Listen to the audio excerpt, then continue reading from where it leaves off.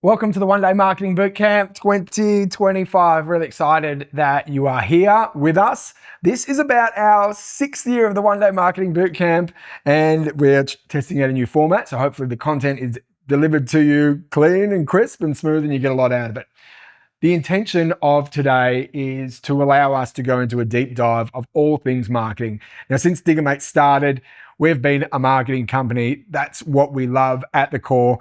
And today is all about showing you everything that happens in marketing, because we do a lot of things behind the scenes, but it's also about giving you guys the tools to know what you can do in your business to grow your business. And this year, more than any year, we've been having some really great discussions with the new onboarded franchisees about what they can do in their business before they even start their business. So we're going to rehash some of that this year. So I'm really, really excited about that. And so much more. It's going to be a really, really long day. So let's get into it.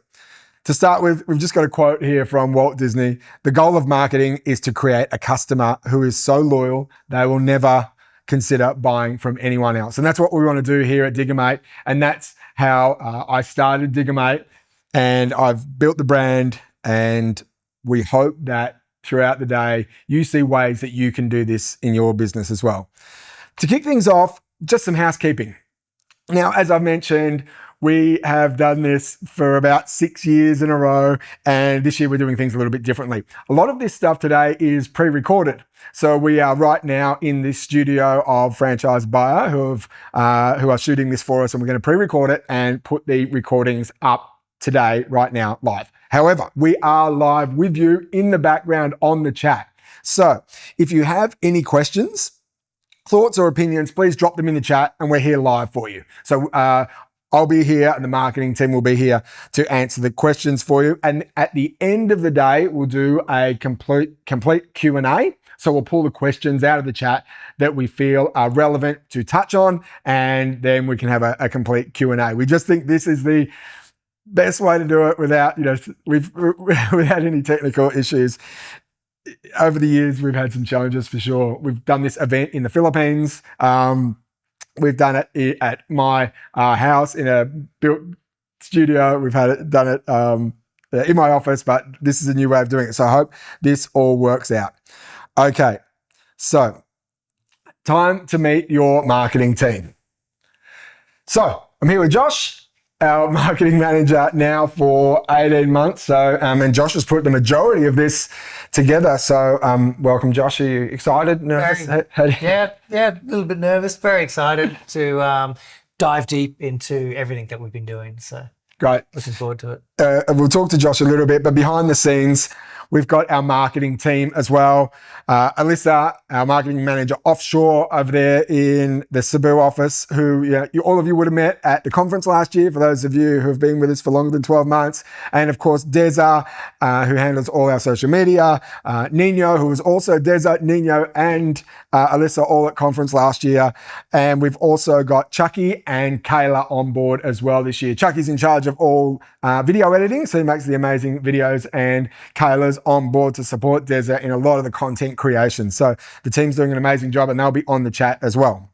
So some of the announcements. Oh, missed one step. The schedule for today. The schedule for today will be in the chat. Now, because we are recording this live, we get the opportunity. We're pre-recording this and then sending it out live to you. We get the opportunity to give you a really tight schedule. So we're going to drop the schedule for the day in the chat right now, so you can see the times that everything is on, and you can see what's coming up. So if you do need to take a phone call, or if you do need to step out, or if you do need to go from your computer to your phone, you'll know what's coming up and what you may have missed, or what you can organize yourself around. However, we've got some really big announcements for today. One of them is, well, here's our top 4 that we've pulled out. It was hard to pick because there's so much coming up today. A Google Ads restructure, which has been a huge project for Josh and the team, and we are looking forward to hearing about that and what's happened there. Now, I know we've had some restructures over time. This is the first major one that Josh has been involved in, and that's been happening. Our customer loyalty program is an announcement, and it's a new program that we're about to launch. For those of you who are at the Diggermate Dojo, 2 or 3 years ago now, the Diggermate Dojo conference, you would have heard us talk about a customer loyalty program. Well, Josh has been with us for 18 months and has got it ready to hit the button as of today to get that going. So we're going to talk about that.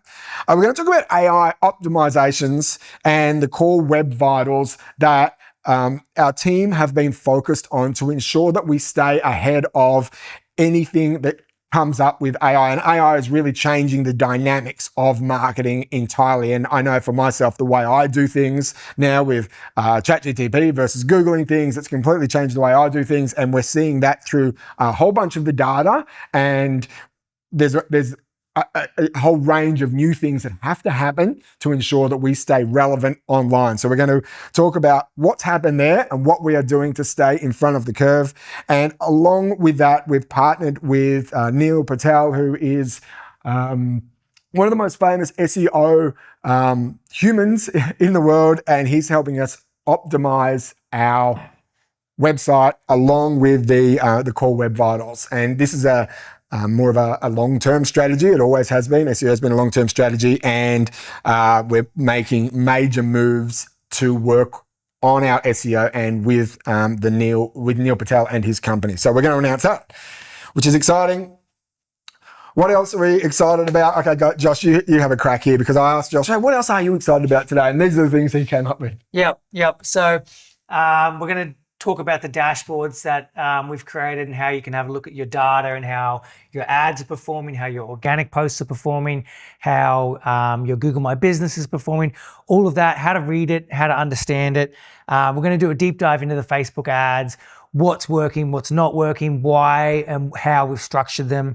We're going to talk about the cold outreach campaigns, what's working on them, what's not working. Testing new ad channels. So there are more channels that we've been testing. We'll talk about that. Partnerships, Google reviews, the ultimate marketing checklist, the Dream 10 list, and our cookbook activities. So there's a heap of stuff that we're really going to dive into over this day. Right. So let's take a look back. Last 18 months for you. So you joined, well, it's not quite 18 months, but let's call it 18 months, because close enough to Christmas. Last year, we were talking about coming on board and you were looking at a lot of Diggermate stuff. Let's talk about the last 18 months for you in this role here. To start with, what are the trends in this industry that you've seen, and what are the challenges that have come up along the way in relation to dealing with the mini excavator hire industry and all the franchisees at Diggermate? Yep. So certainly the number one challenge that I would see is when it gets quiet, the first thing people look at is my ads aren't working. And generally that's going to mean that the ads are going to be seen by the same amount of people. There might be less search volume. There might be less people searching for it. It could mean that there's less search volume overall, so there's less people searching for it. It could be the weather affecting it. It could be any number of things. When we look at the data, generally 90% of the time, the ads are functioning as normal. The same people are seeing them, but less people are clicking on them. And so that tends to suggest to us that there's something else going on. And that's the time really, as a franchisee, that you want to be the most proactive. Instead of being reactive and taking phone calls, this is the time where you want to be proactive and reaching out to your existing customers, reaching out to your potential new customers and having those conversations with them. I've heard you say, though, in the past, when you've looked into ad accounts, and ads are only just one piece, right? But we're just talking about this for the minute because there's so much more to talk about. There's just less search volume at that time. Yeah. Right? Yeah. Maybe the weather's gone bad, or maybe just the market shifts. Have you seen any trends that you can put your finger on in relation to that? In relation to when it's gone quiet or why the search volume has dropped off? We certainly see a big trend with AI coming out, right? We see that for us, one of the key metrics that we always looked at was clicks on the website and how many people are seeing our results versus how many people are clicking on it. So that's our CTR, click-through ratio. But what we're seeing now is a massive decrease in clicks as people are using AI to search for stuff. And AI straight away can go, and certainly for me, if I'm looking at anything, for example, a set of speakers, I'll go, give me the best 5 speakers in the market in this price point. And it will go and then view 10 or 20 or 30 websites, give me the research and come back to me with an answer, and then give me 1 or 2 links. And so I might not even visit any website to get the information I need. Whereas in the past, when people have been in the research phase, they're looking at websites, they're clicking through, they're going back to Google, they're refining their question a little bit further. So that's definitely one of the big trends that we're seeing. Some of the challenges that we've been having, as you would have noticed, we had an issue with our hosting. We've had issues with the embed with our booking system embedding into the website. And as we've been trying to keep up with the changes that Google's asking, with how the site loads, with how quickly some of the images are loading, with some of the best practices, the hosts that we've previously worked with were making changes that weren't keeping up, and the server we were on wasn't able to handle how much was going on our website. So that's definitely been a big challenge in the last kind of year that we've been looking at. The whole website really needs a full overhaul, because it's certainly we've been adding stuff onto it, and Google's expectations on how a website loads has been getting stricter and stricter and stricter. So it's certainly a challenge trying to add more while Google's asking for less. And we'll talk about all that today when we get deep into some of the deep dives, and that's all about the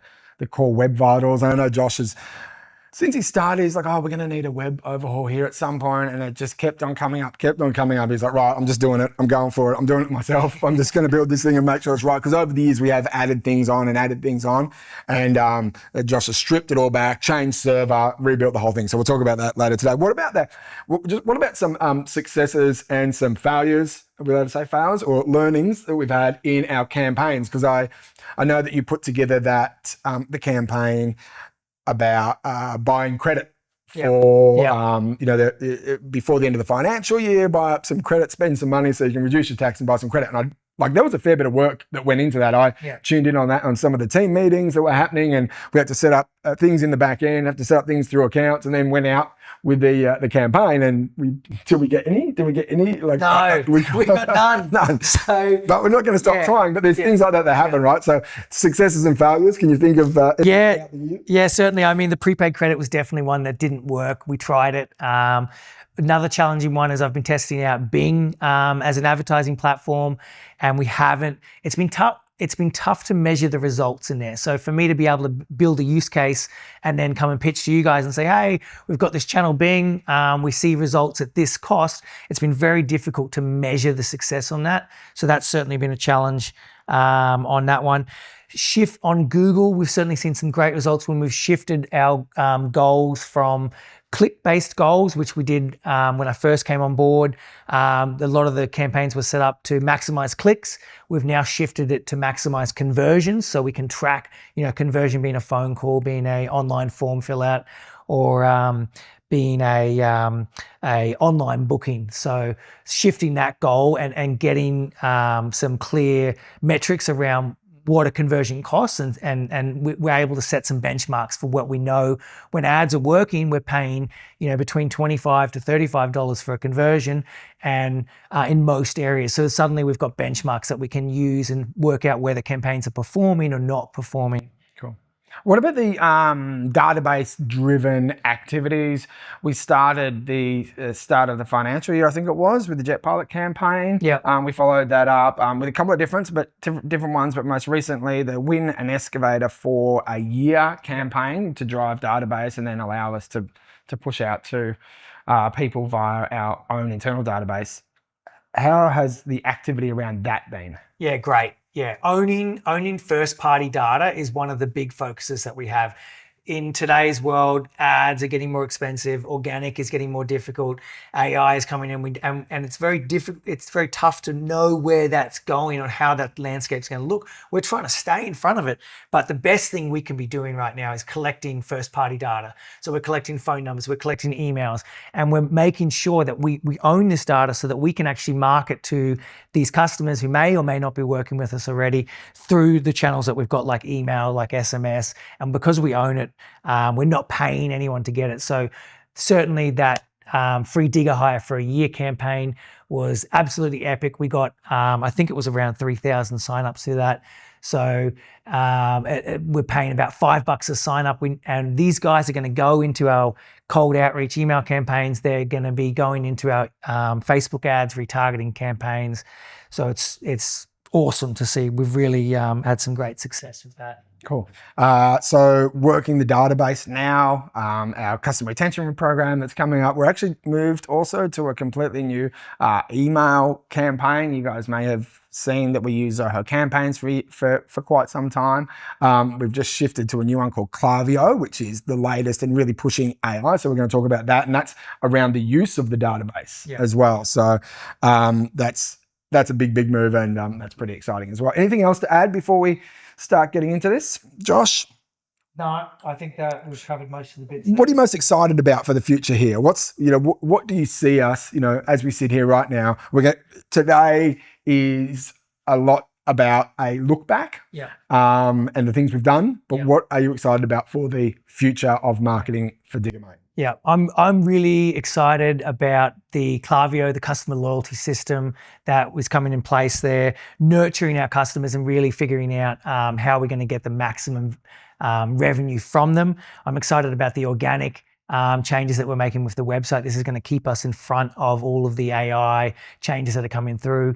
And it's really just going to strengthen our marketing as a whole, because we are not going to be as reliant on paid ads, and we'll be getting a lot more just traffic coming through. So they're probably the big bits there. Cool. Yeah. All right, let's move into our day and get started. So our mission here at Diggermate is to become the loudest mini excavator hire company in the country. We do this with our big and bold brand. You see it everywhere, and we're pushing more into the big and bold brand as we start to talk about the branding a little bit later on. And we also have our our local community statement, which is locally owned and nationally supported, which came up about 12 months ago when some of the rural locations started to say they're getting pushback because they think Diggermate's a big corporate and don't realize that we're a locally owned business. So that's the third pillar of our marketing message.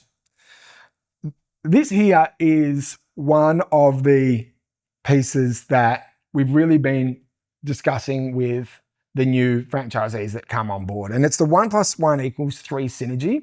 And we really want to be upfront and ensure that we are getting the right message across to you guys in relation to what you can do to run your business and grow your business, while we do our bit in the background in relation to marketing and lead generation and building the brand and building the Diggermate name. And the 1 + 1 synergy really means that you guys are aware and focus on the local area marketing activities that can be done, while we focus on the global marketing and the digital marketing, because obviously we have 3 areas of marketing here at Diggermate, and I just outlined them: digital marketing, global, and local area marketing.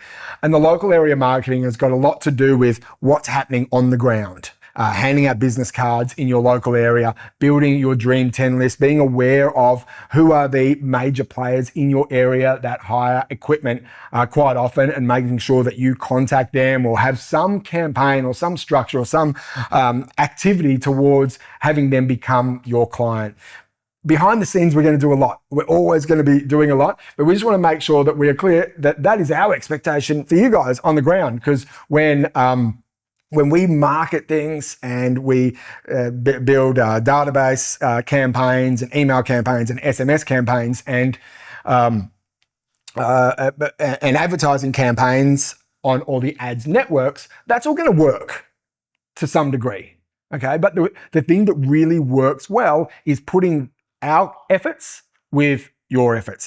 And when your efforts are aligned with how much work we are doing in relation to marketing, that's when 1 + 1 = 3, the synergy really works. And in the past, over the last 10 years that we've been doing this now, we have seen situations where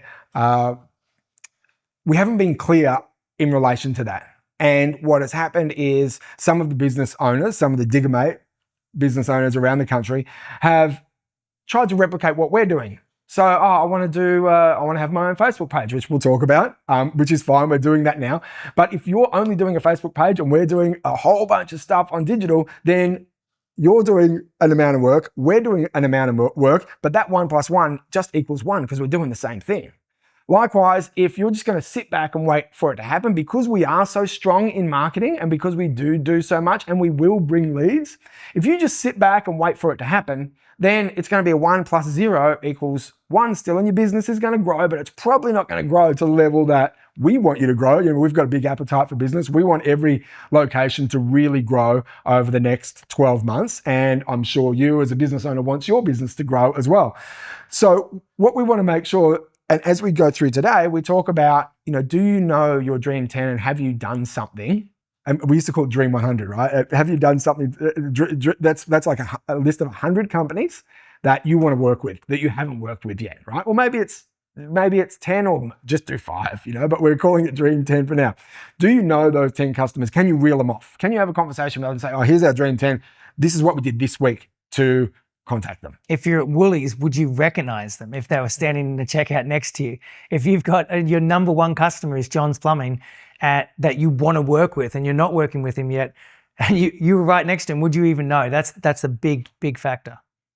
And it should be done every week. This is not I did it 3 months ago and haven't heard back. It's like, focus on 10. Once you get them, then just focus on the next 10. And that's, from a local area perspective, that's a really, really strong campaign. And you put that together with what we are doing in the background and building the brand and doing the ads and doing the marketing. And there's almost no such thing as a cold call. Everybody already knows Diggermate because we're already contacting them.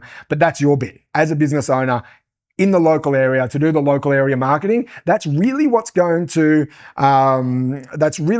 ensure that we get the 1 + 1 = 3 synergy and things really take off for you. So, then they say 2% of people are ready to buy right now. So if we send out 100 emails and we put 100 businesses on that list, or you put 100 businesses on that list, we're going to send out 100 emails. 2 of them potentially are going to be ready to buy or hire off you right now. The other 98, they're going to get the email, they're going to get the SMS, they're going to see the Facebook ads, they're going to see the Google and YouTube ads, but they're just going to ignore them. So when you call them or when you go in and visit them and go to shake their hand and say, I'm keen to do business for you, they're already going to know who you are. And that last personal touch is going to be that bit that gets them over that line. Yeah. And I don't know that we've been clear enough about this in the past. So this is just what we've been talking about with all the new locations that have been onboarding this year. And this is something that I'm really passionate about now because I want to see everybody really grow, and I want to be really clear about the expectation in relation to that. And I don't think we have been in the past. It's sort of just been, probably a little bit casual, a bit more casual. It's like, oh, it's okay. We'll do more marketing. We'll get it going. But there's a point where, as you'll hear today, there is so much marketing going on and so much stuff being done that the thing that really needs to happen in a lot of cases to get a lot of businesses really accelerating is the local area marketing stuff and having that one-on-one, locally owned connection with the businesses in your area. And I say businesses because, the good Diggermate locations that are performing well have a B2B relationship of about 80%. So 80% of the customers are B2B customers, trades, and then the other 20% is DIYs. And we all know we want to push towards trades because that's where the consistent revenue gets to. So we're going to talk about the 1 + 1 = 3 synergy today and how you can do your bit. And you're going to hear about how we are doing our bit because Josh is certainly driving himself and the team to perform the best we possibly can from a digital marketing perspective. All right, let's move on to the big data and have a look at some of the stats. So Josh, I'll let you drive this one. All right, so I'm just going to have a look back at some of the data from the last year and have a little talk about that. So looking at the last year, we've generated as a group $12.3 million in sales, 83 franchisees, 15,000 customers with 27,000 bookings there. For looking at our Facebook reach, we've had 2.3 million impressions, 13,000 followers, and 31,000 interactions with our content that's been created there. We've had 208 posts that have been created organically on there, and moving over to Instagram, we've had 751,000 reach on there. We've grown our followers to 3,000 and had 16,000 interactions on that channel there, and 179 posts on our Instagram. I just did a little quick sum there. 208 on Facebook and 179. That's 387 posts a year. Yeah, more than one a day. That's epic. Yeah, it's the team we're doing are doing such a great job in getting that out there. So guys, if you have any content, we would love to see it. Videos, photos, especially photos with your customers picking up your machines. They're great. We can share them. We can turn them into reels. So definitely keep on top of that. If we move over to YouTube, we've had 1.1 million views on there in the last year. We've grown our subscribers to 2,000 and had 229,000 total views. Down a little bit, which is interesting. We haven't been pumping out as much YouTube content as we have in the past. So something to note, we do need to keep the energy going in that area, because the more content out there, the more views we're getting on Diggermate and the brand in general. If we have a look over into our Google stats, we've had 582,000 searches for us organically, 48,000 website clicks, 16,000 phone calls, and 1,100 Google reviews. And I'm going to talk about how important Google reviews are coming up, because AI uses those as an indicator to indicate authority for a business. So the more of those we have, the more authority we're going to show there. If we're looking at our website users, we've had 249,000 unique website users, which is interesting to note that this used to be one of our core metrics that we measured off, but it's a changing landscape nowadays. What we're seeing is some of the ads now on Google, you can call, they can call you, click to call without even visiting the website. They can fill out a lead form without visiting the website. And then, as I talked about before, AI will give you an answer, and it won't, the customer may not need to visit the website to get that answer. So it's a changing landscape. So we're really having to take in the whole picture of awareness, impressions, and clicks and conversions to really gauge what's working and what's not working, because a lot of the traditional metrics are changing. As we'll see on this next slide here, our website impressions has gone up 464%, which is a huge jump in impressions, and that generally speaks to the fact that when an AI views the website, that's counting as an impression there. So Really? we're certainly definitely. So it doesn't have to be a user. It can be ChatGPT. Yeah. Can view and then an impression will count. Interesting. Yeah, and that's why we're seeing the not this huge increase in clicks, but this huge increase in impressions there.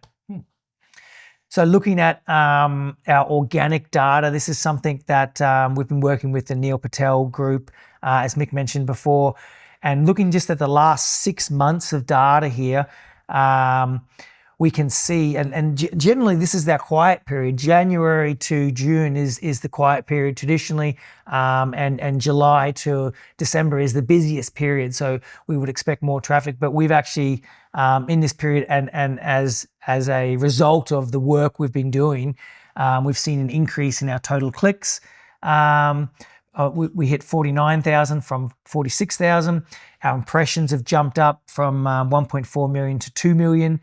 And our average position, so that's if you count every single page that we have, what number we rank on Google, so we've averaged it out, we've gone from 25 down to 23. So the lower that number, the better it is for average position. Obviously we want to be number one, and we do rank number one for many pages, but this is when we average it all out there. So we use that as a performance metric. We're going to move into some of the marketing basics, and this is for those of you who all that stuff that Josh said just then went woo. straight ahead, which is totally fine. So we'll throw this in here and slow it down a little bit and explain all the pieces as we go. So for those of you who need to really understand all the bits, here you go. For those of you who've been around for a while, we've been through this quite a lot over the years. Year after year, we talk about what the stats are, but they have actually changed a little bit over time. With Josh coming on board, we're looking at different metrics and the influence of AI. I think how many times have we spoken about AI already today? How many times that word come up? Yeah, we should. Okay, cool. Marketing basics. Let's hear it. Yeah, great. So in my eyes, the number one metric that we're looking at from an advertising perspective is what's our cost per conversion. And a reminder that a conversion is either a phone call, is a lead form fill out, or is an online booking. So this helps you track the cost of a potential customer. It shows you how far your ad budget is going, and it keeps your expectations realistic. So we know on average that as a group, we see conversions costing between $25 to $35 for most areas. There are some outliers, definitely. There are some areas where it's cheaper, and there are some areas where it's more expensive. And the factors that affect that are who else is bidding on the ads, how many people are searching, what's the search volume for what we're looking for, how many people are in the target audience, how many people are in the geographic area. So there's certainly a lot of factors there. But if we were to simplify it, say that you're spending $10 a day on one of these channels, be it Google, and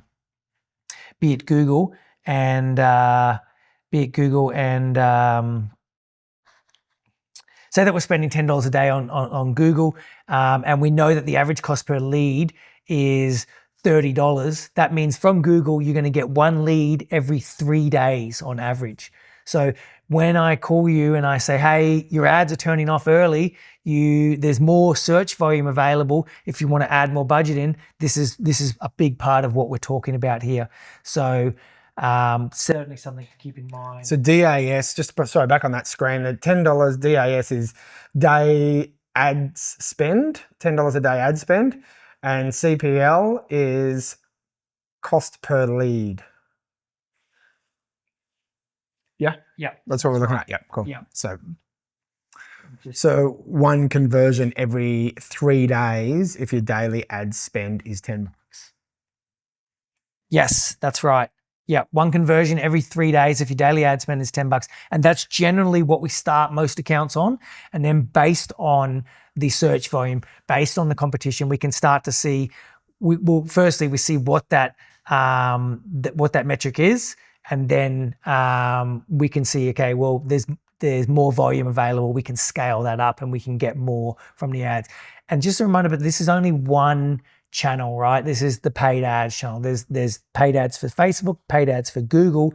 There's organic leads. There's Google search leads from your My Business. There's email leads. There's SMS leads. And then there's local area marketing leads. So this is just one piece in the puzzle there. So cool. So the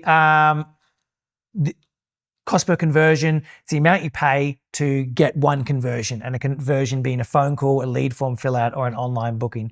And so in your dashboard, which we'll dive into a little bit later, you'll be able to see your cost per conversion there. You'll see your return on ad spend.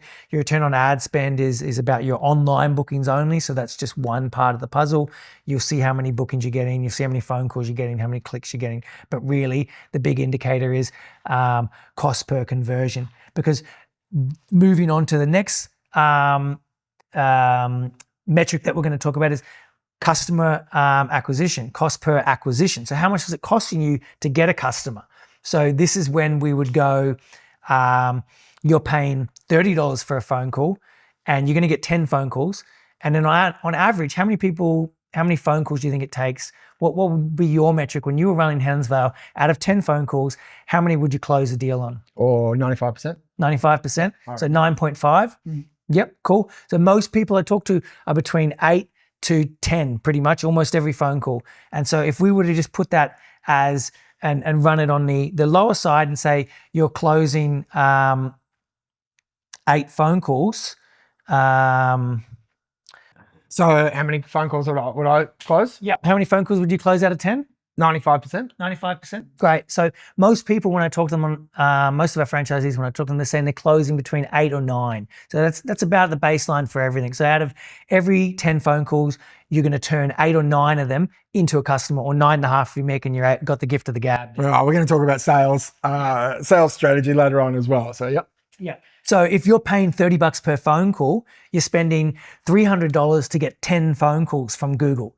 You're closing 8 out of those 10 phone calls. That means that your CPA, your customer acquisition cost, is $37.50 to get a customer from Google Ads phone calls. So knowing that and understanding that metric will certainly give you a better idea, because we know that the average order value is about $450. If we get all the orders and divide it by the amount of customers that are coming through each month, we know it's about $450. So if you're paying $35 to get a customer, that means that your gross profit before any machine costs or anything else, if you take out your advertising costs, is about $415 you're going to make from that customer, and then you can take out the rest of your costs. But you need to understand this stuff, because the next thing that we start talking about is the customer lifetime value, LTV, which is one of the most important ones. We know from the data, we've got 10 years worth of data here that we're going through and we're analyzing, that the average customer, if we divide all the sales we've gotten by the average customers and how often they come back, the average customer is worth $2,052. So what's a $37 acquisition cost on a customer that's going to spend $2,052 with you? Is that lifetime value or is that annual? That's annual. That's 1 year. That's just one year. Yeah, because we were talking about lifetime value, but that's not actually, LTV is not the actual, it's in our business, we're talking about the value of one customer per year. Now, a trade customer may spend way more than $2,000 with you a year, but a DIYer may only come back once or twice for the year. So on average, throughout a year, each customer is worth, 2,052, and that's repeating year on year on year on year. Yeah, and that's only the average metric, because we know that there's DIYers in there who generally are only going to come to you once or twice a year, and that trade customer is going to come to you once or twice a month. So in a week potentially, which is what you want. So we know that it's generally going to be higher than that if they're a trade customer and they're coming back to you twice a month, 3 times a month. But this is just looking at the average of it. So yeah, what is a customer worth to you? We know that a trade customer is certainly the customers that you want to have the most of. These are the guys who are going to be your bread and butter. The franchisees who are scaling and able to grow recurring income are the ones who've got a good split of trade customers versus DIY customers. And we like to say that what we can see is that the successful franchisees have 80% trade customers and 20% DIY customers. It doesn't always start that way. When you start the franchise, when you start your location, we certainly see more DIYs in the beginning. And then as those trade customers test you and see whether they had a good service with you, whether the machine was good, whether you're easy to work with, they go, oh, I'm going to come back to that guy. I'm going to keep working with him. That was easy. So as you earn their business, you start to grow your recurring revenue with these trade customers. And a trade customer, as we spoke about, is worth potentially 2 to 4 bookings a month, whereas a DIYer is worth 1 to 2 bookings a year. So certainly that worth keeping in mind when you're talking to people and trying to understand the value of a customer there.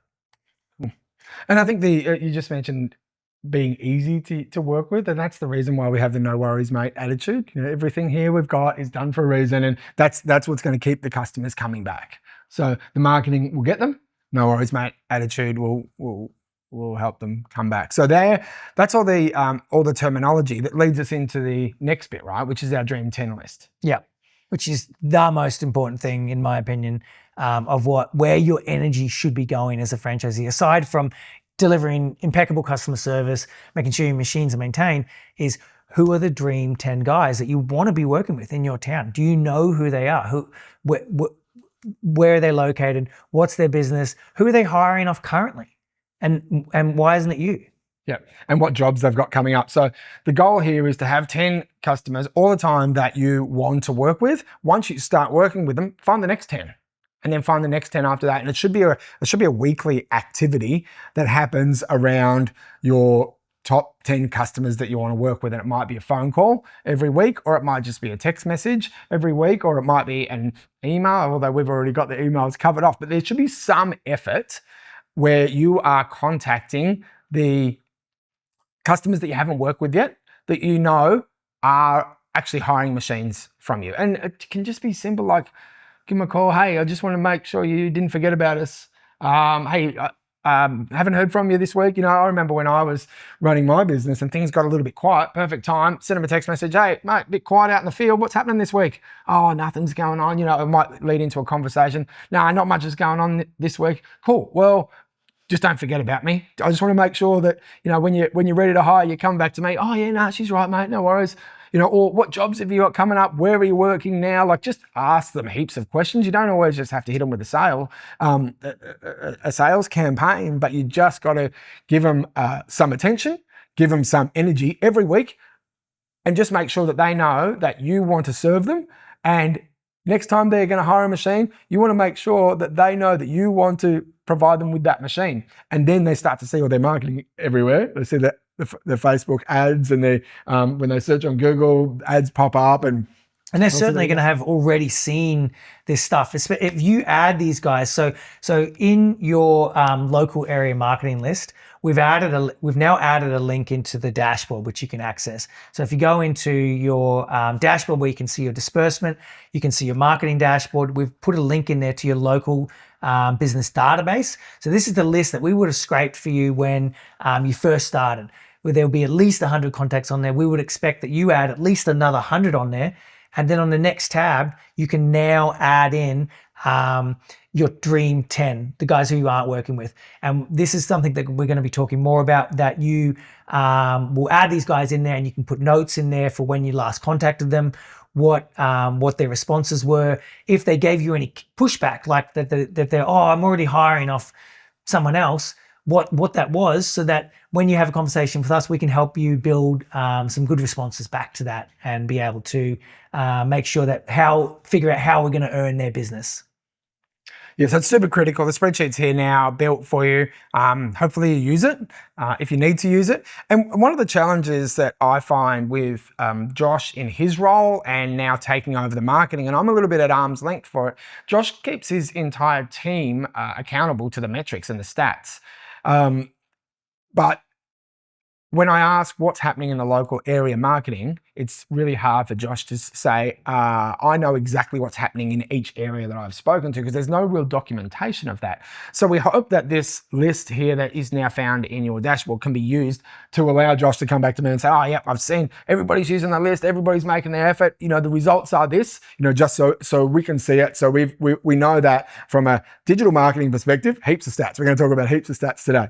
From a global marketing perspective, we know about the brand, we can control it. Local area marketing stuff though, Josh doesn't really have a real solid visibility on what is happening or what contact is being made at the local area marketing level. So I hope that this tool will help the conversations that you guys have. You know, when things get a little bit quiet, what's the activity that can be done? Let's go to the Dream 10 and see. Let's take some time to focus on these guys, because when it's quiet, that means these guys are probably not working, so you're probably not going to interrupt them from anything. So probably a good time to make a call. And certainly the personal touch, calling them or visiting them in person or just giving them a gift, is going to be one of the biggest movers in your business. If you can add one new recurring customer a month at minimum, if you add 4 a month, you're going to start growing that business very quickly. And that's plus all the digital on the back end that's supporting you and giving you the brand authority. That's really going to take your business to the next level. And it comes back to that synergy that we're talking about. Yeah. So as you can see, we're going to keep talking about this because we really want to make sure that our effort and your effort really excel your business in your local area. Well, we don't want you to sit back and just wait for it to happen. We want you to be with us in the marketing drive, in the hustle, and in the campaign of having an appetite for a big business and driving your business. So, our one is the online efforts, our brand authority, and our lead generation. Your one is the contact that you have in your local area. So Dream 10 is a perfect one. We'll talk about more stuff a little bit later on. We've got the ultimate marketing checklist, we've got the cookbook, you've got business cards and flyers and our whole brand to use as well. So we just want to make sure that our efforts and your efforts are really ensuring that the synergy works, because that's why you're with us. So that's why you're here. And 1 + 1 = 3. So I'm really excited about that piece. So great. So moving on, our marketing dashboard. Have you checked it out yet? We released it. When did we release it? Sometime last year. Towards the end of the year, we built it out. It was certainly something that was lacking. And now we have this amazing dashboard. I'm going to do a deep dive into it and show you. Just before you do that, the reason so we went without a dashboard for a while. We basically wrote off the dashboard for about 6 or 8 months there when Josh started, because the integration with our booking platform into our current dashboard model, which was built off the back of Zoho Analytics, there was discrepancies in there. And then also a bunch of the integrations with the organic channels, Google and Facebook, and even our database were all changing. So it required us to make some huge changes. So, and we didn't have the capacity to make those huge changes. Josh has found the capacity now and made those changes, which is great. But there was a period for about 6 or 8 months where the dashboard was basically a write-off for us, and some of the dashboards weren't even working.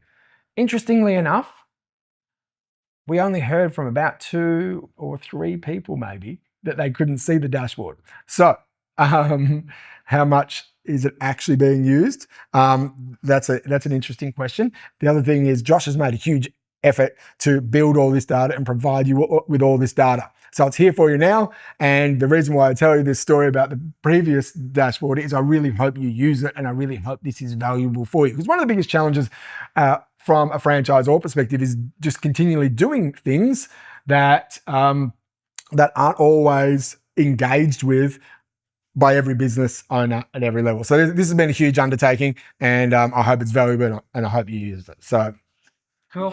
So there is a KB article on it if you want to understand more, but we're going to dive into it right now. It's available from your analytics dashboard. There's a link here. So if you go over to your marketing dashboard, you can click on it here and it will load up. You can set the date range in there. So right now I've just got last 30 days. You can select a comparison period so you can see compared to last year, last period. So I've got it set to last 30 days comparing to the previous 30 days, and it dives into all the channels that we're using right now. Facebook ads, Google ads. There is a slide for the Microsoft Bing ads, and you will see some data in there from when we've been doing some testing in there. But it's not any spend that you've had to put in there. It's spend that we've covered from our end. You'll see your Google Analytics, which is your website, local landing page stats. You'll see your Google Search Console, which is our organic stats for you. And you'll see your Google My Business Profile stats. So if we dive into here, you can see number one, your return on ad spend. So this means every dollar that's getting put into Facebook ads, what's the value coming back from it? And we know on average, every dollar on Facebook, there's $9, give or take, coming back.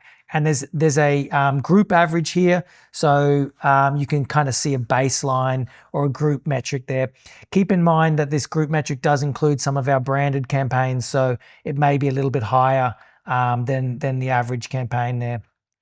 But return on ad spend isn't the greatest metric for Facebook, because we know that with Facebook ads, when people click on it, they might go and visit someone else's page. They might click on a Helensvale page and then go and hire off Waterford. And there's nothing we can do about that. And we just know that as a group, it benefits everyone. So if everyone's putting in some spend onto that, the online bookings will work for everyone in favor. What we can measure really well is leads. So we can see here in the last month, there's been 12 leads that have come through Facebook ads.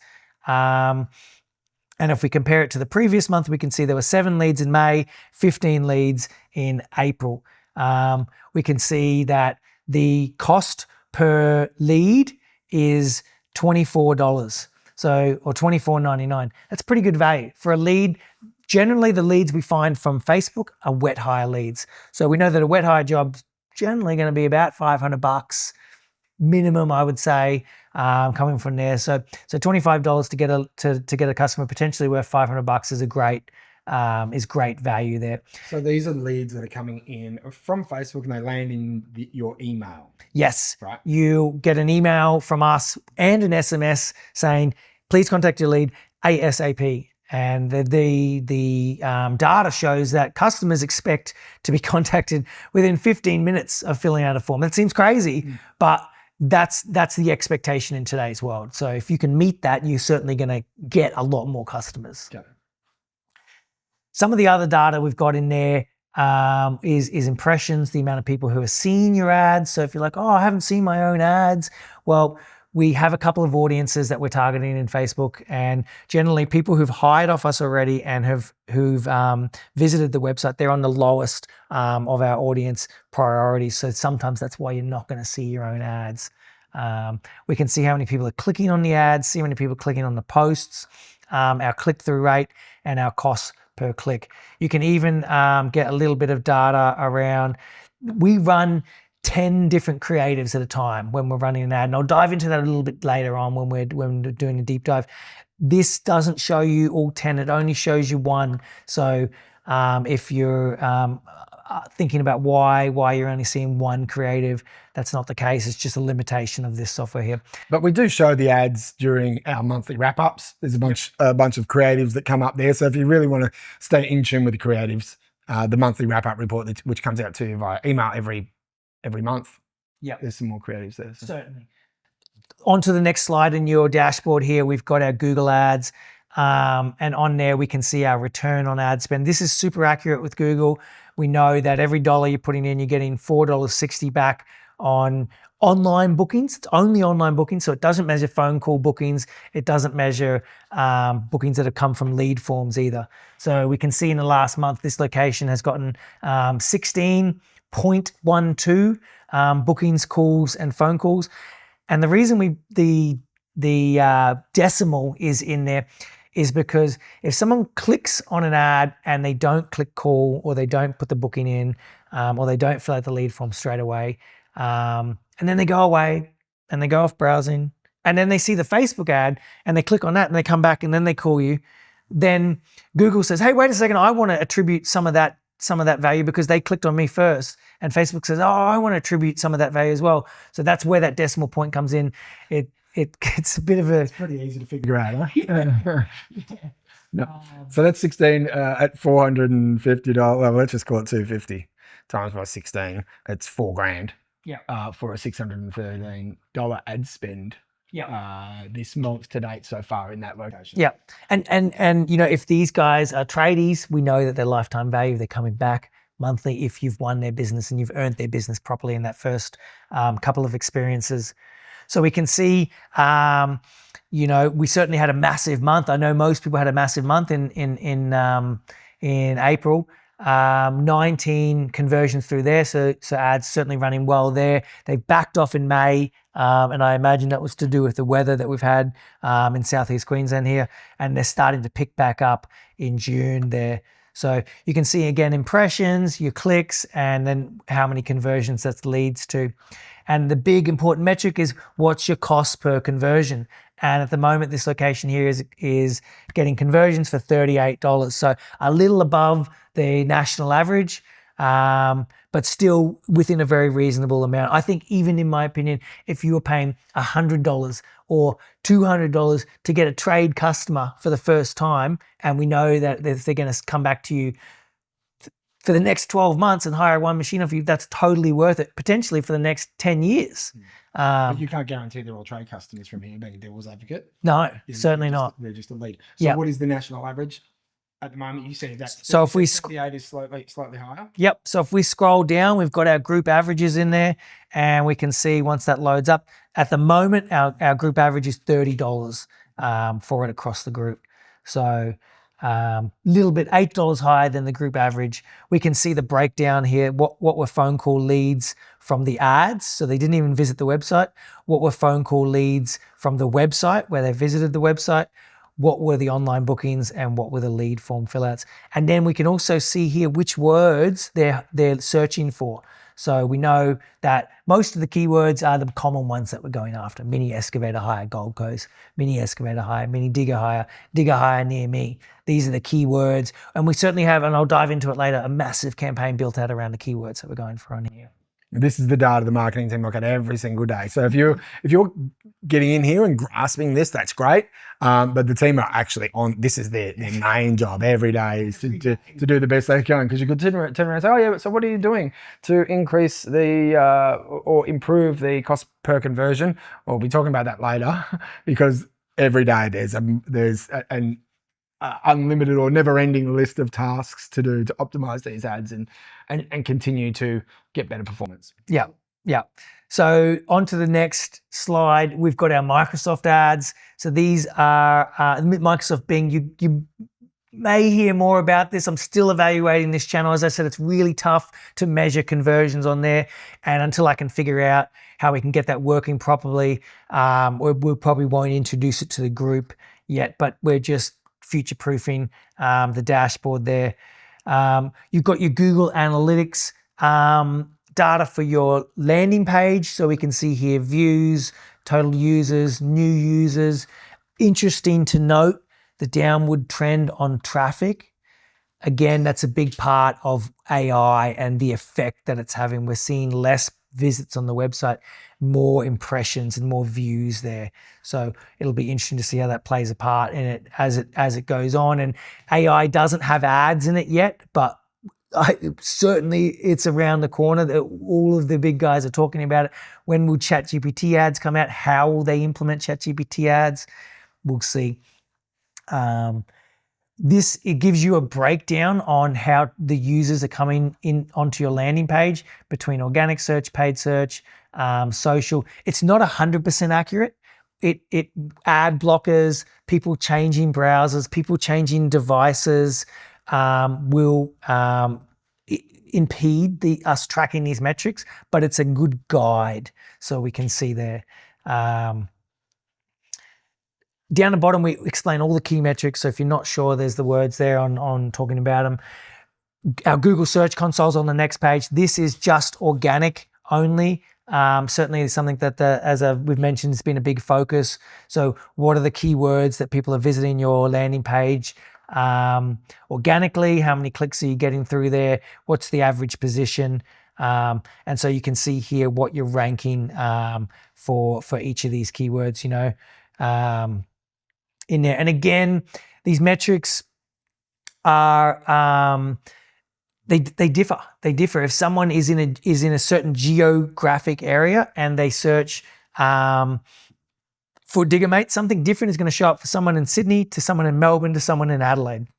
So it's just a guide for it, and we use it for benchmarking, but it does give you a good understanding of what are the words that people are searching for.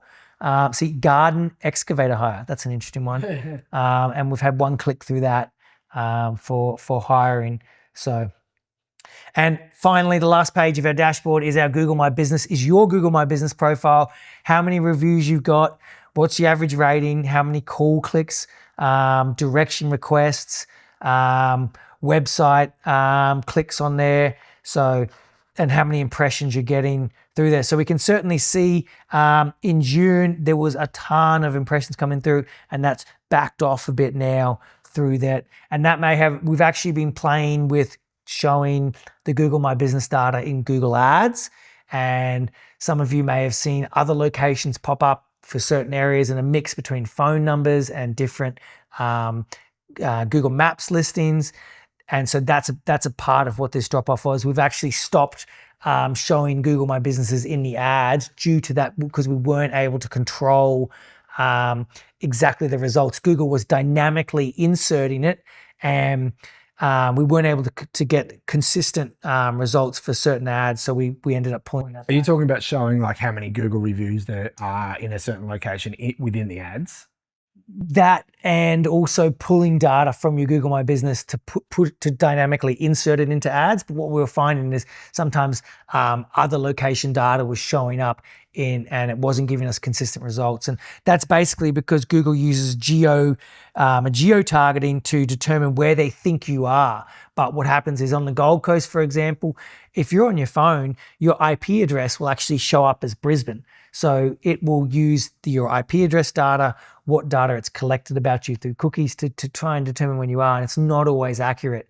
But this is a good overview of your Google My Business, so you can kind of see what's coming through there, how many reviews. We can see here this location certainly needs to collect more Google reviews and be pushing harder for that.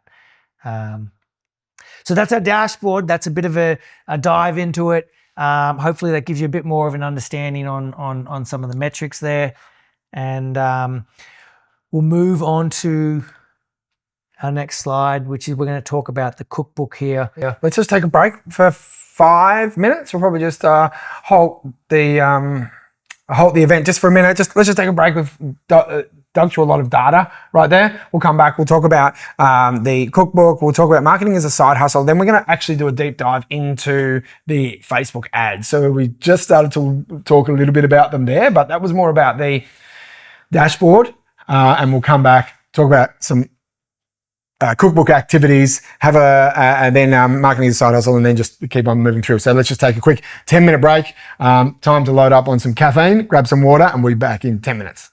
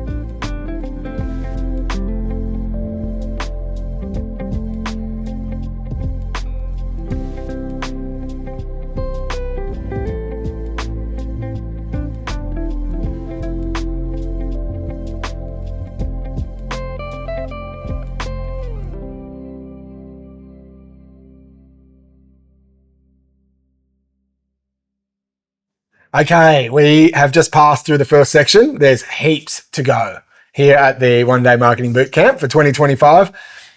The next thing we want to bring up is the cookbook activities. Now, the cookbook was made several years ago, and we have actually looked at rehashing it a little bit, but every time we go into it, there's some digital stuff at the start, which is certainly changing. That's changing so much. It changes every few months. But throughout the cookbook, there is still a whole wealth of knowledge and activities there that you can be doing in your Diggermate business. Now, when I wrote the cookbook, the intention was to ensure that there would never be a time that a Diggermate business owner was lost for ideas on what to do next to market your business in your local area. And within this, if we just click in there, Josh, what do we got? 100 and something ideas or pages of things that you can do in your local area. So this cookbook should be always present with you on the coffee room table. And whenever things get quiet, whenever you want more leads, whenever you want your business to grow more, go back and reference the cookbook. Pick something out of it, have a crack at it. There's no such thing as marketing that doesn't work. You might not get the exact result right now that you want from the activity, but it all builds momentum in your local area for your business and to ensure that the next time somebody wants to hire an excavator or any piece of equipment, they're coming to you. It's building that branding, that brand authority. And at the end of the day, one of the strongest parts of what we've got is our branding, right? And if we can get people to just see that Diggermate around, and that's what a lot of these activities are. When they think mini excavator, they think Diggermate. And so that they're searching not hire mini excavator, they're just searching Diggermate. They know. And that's a big part of what these activities are. If you don't have one, they're available on the online store. You can order them and we'll ship one out to you anytime. Should be on your coffee table so that it reminds you anytime you're quiet, what else can you be doing to grow that business? All right, that's the cookbook. The next thing I want to talk about is something else that I talk about with new Diggermate business owners that are joining us, and that is marketing as a side hustle, or the long-term prospect of Diggermate as a side hustle. And what I've seen over the last 10 years is that Diggermate works great as a side hustle to get your business up and running, but at some point you're going to have to get serious about it and take it on full time. And if you're in the business for more than 2 years and it's still a side hustle, what I've seen personally is that the side hustle starts to strangle you and you start to strangle the side hustle. And what I mean about that is after you've been in the business for a year or two, there are some extra things that are required to take this on, to take the business to the next level, to really get it cranking and get the revenue out of side hustle revenue into full-time revenue. Now, if you don't have the time to do the extra activities that are in the cookbook, to build your dream team list, to do your local area marketing, to support the digital marketing efforts, and you're not really aligned on the 1 + 1 = 3 synergy with us, then what's going to happen, or what I've seen, is that you spend a lot of time doing a lot of work, and a lot of time is like every spare minute, because it's still a side hustle. Every spare minute you've got, you're working on Diggermate, and the revenue is pretty good, but not really where you want it to be to make it your full-time income. So you're doing a whole bunch of work, but you're not really making the money that you want to make out of it. So ultimately, the side hustle starts to strangle you. But on the flip side of that, you start strangling the side hustle, because if the side hustle is that busy, but you're not quite making enough revenue out of it, you want to take your business to the next level. That's going to require some additional activity on the ground, some additional local area marketing, some additional contact with your local community, following up your trades, and really taking your business to the next level. And if you don't have time, if you don't allocate time for that, if you don't commit your time to that, then you're going to be strangling the side hustle as well. So these days, when we talk to new business owners who are joining us, we make sure that you're committed to run this business as a full-time business after about 18 months to 2 years. Because if you're still doing it out of about 18 months to 2 years, it's going to strangle you. You're going to strangle the side hustle. So if you've been in this business for a while now and what I'm saying resonates with you, then this is probably your message to start to look at those local area marketing activities. Really build your dream 10 list and start to do those things to tip your business over the edge where you can commit to it full time and where you can take it on. Because we want to see every business. We've been doing this for 10 years now. We've got a lot of side hustle people in it, and we've had a lot of people transition to full-time business, but we want everybody to transition to full-time, because over the next 10 years, the development of Diggermate really needs to accelerate into professional plant hire, equipment locations around the country. And to do that, we want everybody to be committed. I mean, I'm committed to it. Josh is committed to it. We've got Tony's committed to it. Our entire team is committed to it. We're committed to the brand, and we want to make sure that you guys on the ground level are committed to it as well. And every time we've seen business owners totally commit to the activities that are provided from a local area marketing perspective, then the business accelerates, and we want to make sure every business is doing that. So I have that conversation now with all new Diggermate business owners coming on board, and I wanted to make sure that I bring this up now as well, and I'll continue to bring it up for those of you who've been in it for a while and sort of maybe on the fence of taking this on full-time, or what can I do to really take this on full-time. I love the business, but I just need to get it to this level. So that's something that I have learned over the last 10 years. Marketing a side hustle business is really, really difficult if it stays as a side hustle for a long period of time. Okay. Moving on, here's another quote. The secret to marketing success is no secret at all. Word of mouth is all that matters. Oh, does that hurt, Josh? This is true though. Josh is doing a whole bunch of stuff for lead generation, for marketing, for branding. He's just said, the branding is really important, but this here from Seth Godin is super important. And everything that we do leads back to customers telling other customers about your business. And that's what we want. So, great customer service, great branding, great marketing, a business that customers really want to be involved in, and then they are going to tell others about it. And they're going to become our advocates. And looking after your customers is a big part of what we've built this customer loyalty program is about, right? Really rewarding them and creating those moments where you're just thanking them for their time and for their business, and making them know that they appreciate it. So, yep. Cool. We're going to move into our deep dive on Facebook ads now. So certainly something where we spend a lot of time. We have a lot of campaigns coming out through there. It's a great channel that we love to play with. And certainly I know our media team, Nino and Chucky, love creating some of the videos and imagery that we use on here. So these are some of in our monthly wrap up, we always talk about what new creatives are coming down the pipeline. Make sure you check it out. We are testing them constantly because we're running 80 plus campaigns across the nation. Very quickly, we can see what works, what's not working in terms of creatives. So here's a couple of the videos that we've just launched. I'll play them now. Feel the Diggermate difference. Fast pickup, great rates, and tradie trusted service. Get it done with Diggermate. Are you a tradie who needs tight access earth-moving machinery fast? Experience the Diggermate difference. No mucking around, just machines that work every time. Get it done with Diggermate. Need a digger? Get one without the runaround. Fast bookings, reliable machines. No worries, mate. Get it done with Diggermate. And then here's a couple of more. That campaign was Experience the Diggermate Difference, and that's a campaign aimed at people at getting tradies away from who they're working with before, and aimed at getting them to experience the difference of using Diggermate and using our machines in our local network.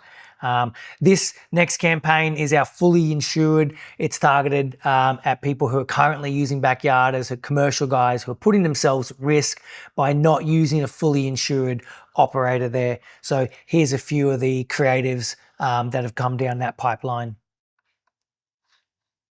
Hiring equipment shouldn't feel like rolling the dice.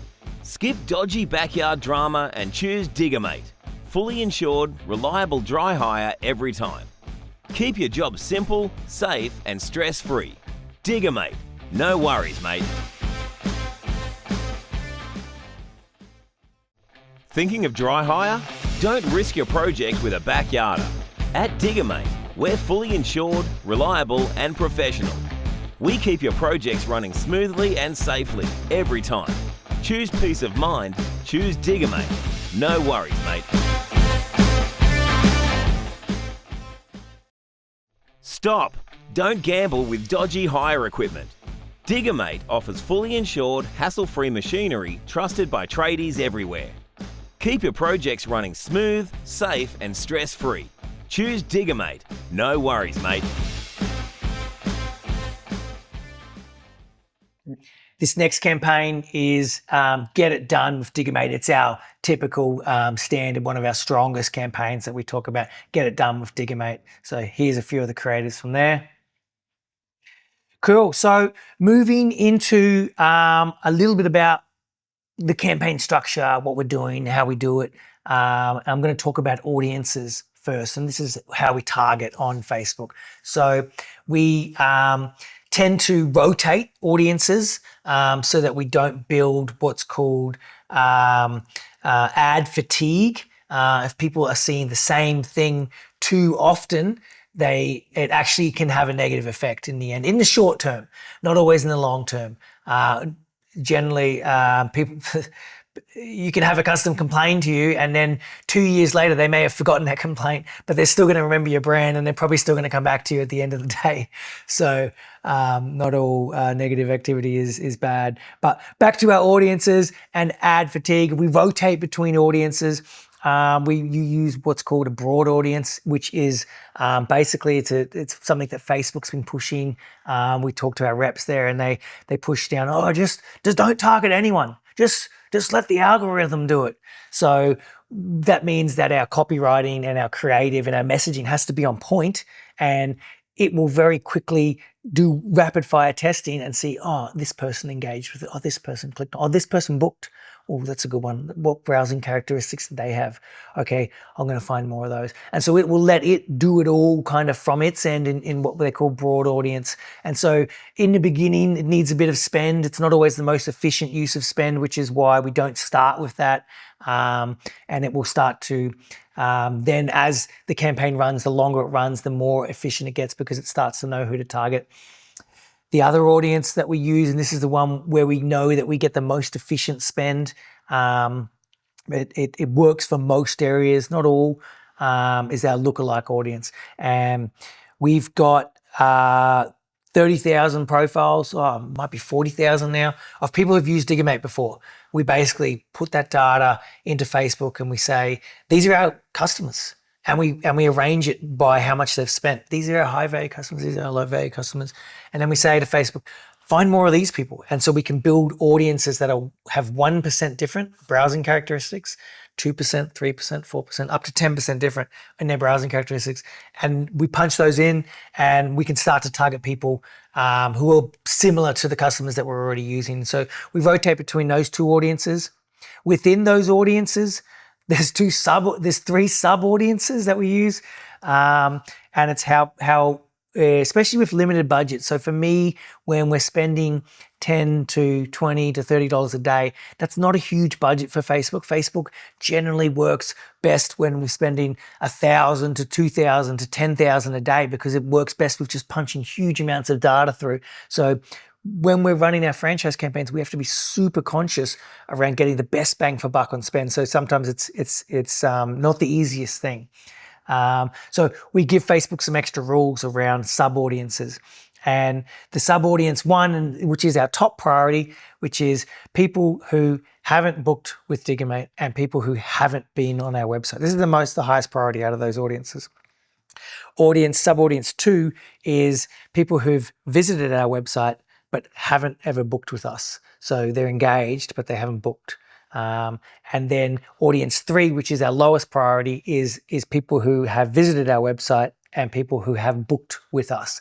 This is our existing customer base. This is our lowest priority in terms of that. It's not to say that they won't ever see ads, but certainly when, depending on the budget and depending on how much it's costing us to show ads to people in that area, that's the priority allocation. I'm just making some notes over here, but one thing that this brings up for me is the audiences and the amount of data, especially the lookalike audience, not so much the broader audience, but the lookalike audience is the reason why you like to control all the Facebook and Instagram ads and not have franchisees click the boost ads or try and create their own ad campaign, because you just simply do not have the 10 years worth of data and all the stats that Facebook like to see to ensure that that lookalike audience works, right? And even our competitors, you know, like the local guy down the road who's running Facebook ads doesn't have the amount of data that we have to punch into the Meta platform to ensure that our lookalike audiences perform better than anybody else. Yeah. Yeah, and that's such a huge part about why we're all about collecting first-party user data, why we're running those giveaways, why we're collecting emails and collecting phone numbers, because we're able to keep adding to this list. And the more we can feed these algorithms, the more accurate they become, the more efficient our ad spend gets. So that's a little bit about the audiences there. I'll show you an example of some of the audiences here. If I load up my screen at the moment, we're using what's called a stacked lookalike audiences. So you can see here there is 1, 2, 3, 4, 5, 6, 7, 8 different audiences that are value-based, that are based on lookalikes that we've created from people who have purchased through the website, people who've purchased through our booking platform. So that's just a part of the targeting there. And we can see the estimated audience size for this area here is 43,000 to 50,000. Whereas if we look at our broad audience, which we were running in the past, that audience size is much bigger, 198 to 230,000 there. So, and that's just geo-targeted. So that's a little bit about our audiences. We'll move on to the next slide, where we're talking about the goals that we're running campaigns for. And this year, as I mentioned, it's really about putting a cost on a conversion, and a conversion being a phone call, an online booking, or a lead form fill out.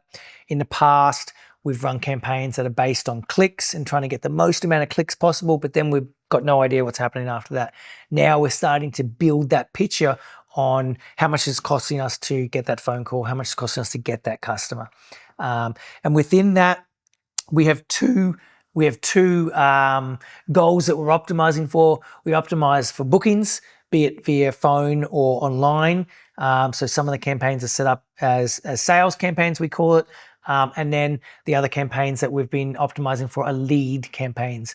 And these are campaigns where the customer won't even visit the website.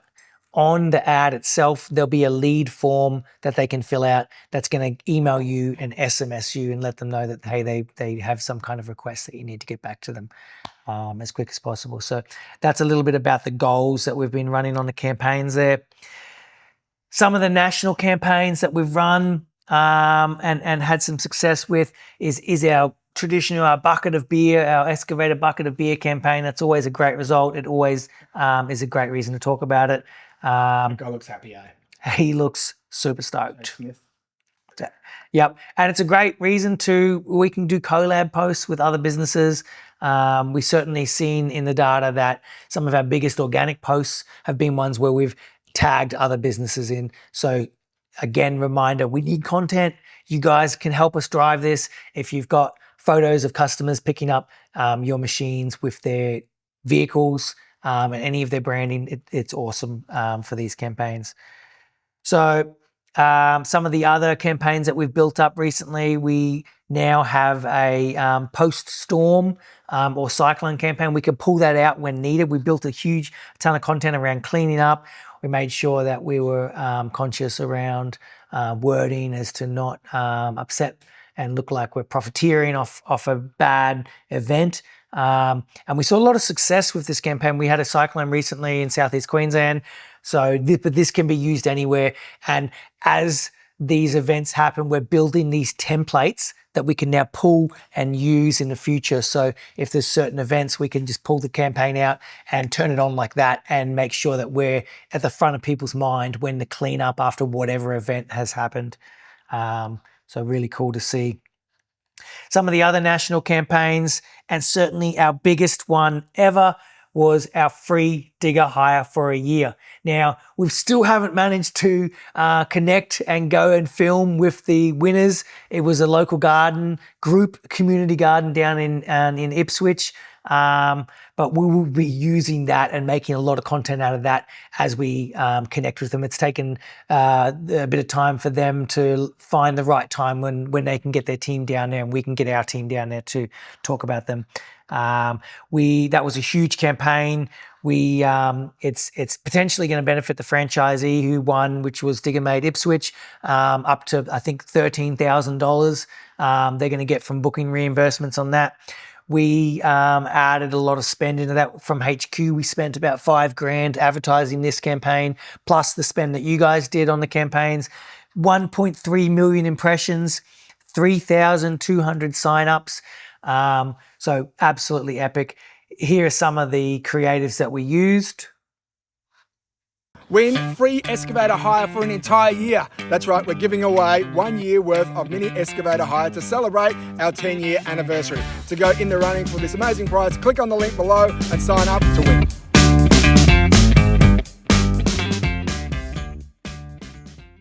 We're giving away a year worth of free excavator hire this year to celebrate Diggermate being in business for 10 years. All you need to do is sign up on the link below to celebrate 10 years in business with Diggermate.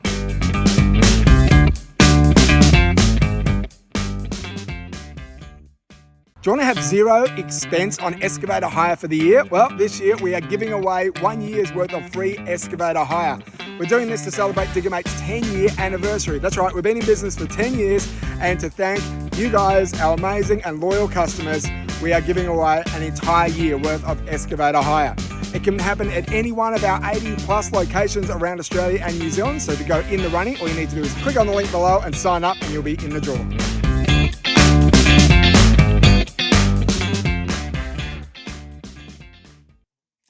Cool. So some of the other campaigns, as we said, our end of financial year credit, prepaid credit, spend now, dig later. Wow. Didn't work. We thought it was cool. Didn't know. Sometimes things don't work. That's okay. We keep going. And I think that's the thing. You guys are doing that, right? And that's what we talk about in local area marketing as well. You know, sometimes you're going to start contacting your dream 10, and maybe they're not going to respond straight away. But it doesn't mean you stop trying because you guys had a fail. Will you call it a fail? A learning experience that didn't work so well. But that's not going to stop us just trying something else next month and next month and next month or next week or whatever it is. So you know. Certainly, and back to that, like, you know, when you're knocking on a customer's door or calling them and they're saying, "Nah, I'm using someone else," that doesn't mean that next month they're not going to say yes this time. It's only a no until they say yes, right? And it's about just keep trying. So some of the other campaigns you will have seen, we had King's birthday, we've had some skip bin hire around holiday season cleanup, Easter promos, Christmas promos, weekend rates. This is a great one. We've actually been seeing some success with some of the franchisees I've been talking to. Weekend rates, promoting those weekend rates. They're a lot cheaper than a lot of the competitors that are out there.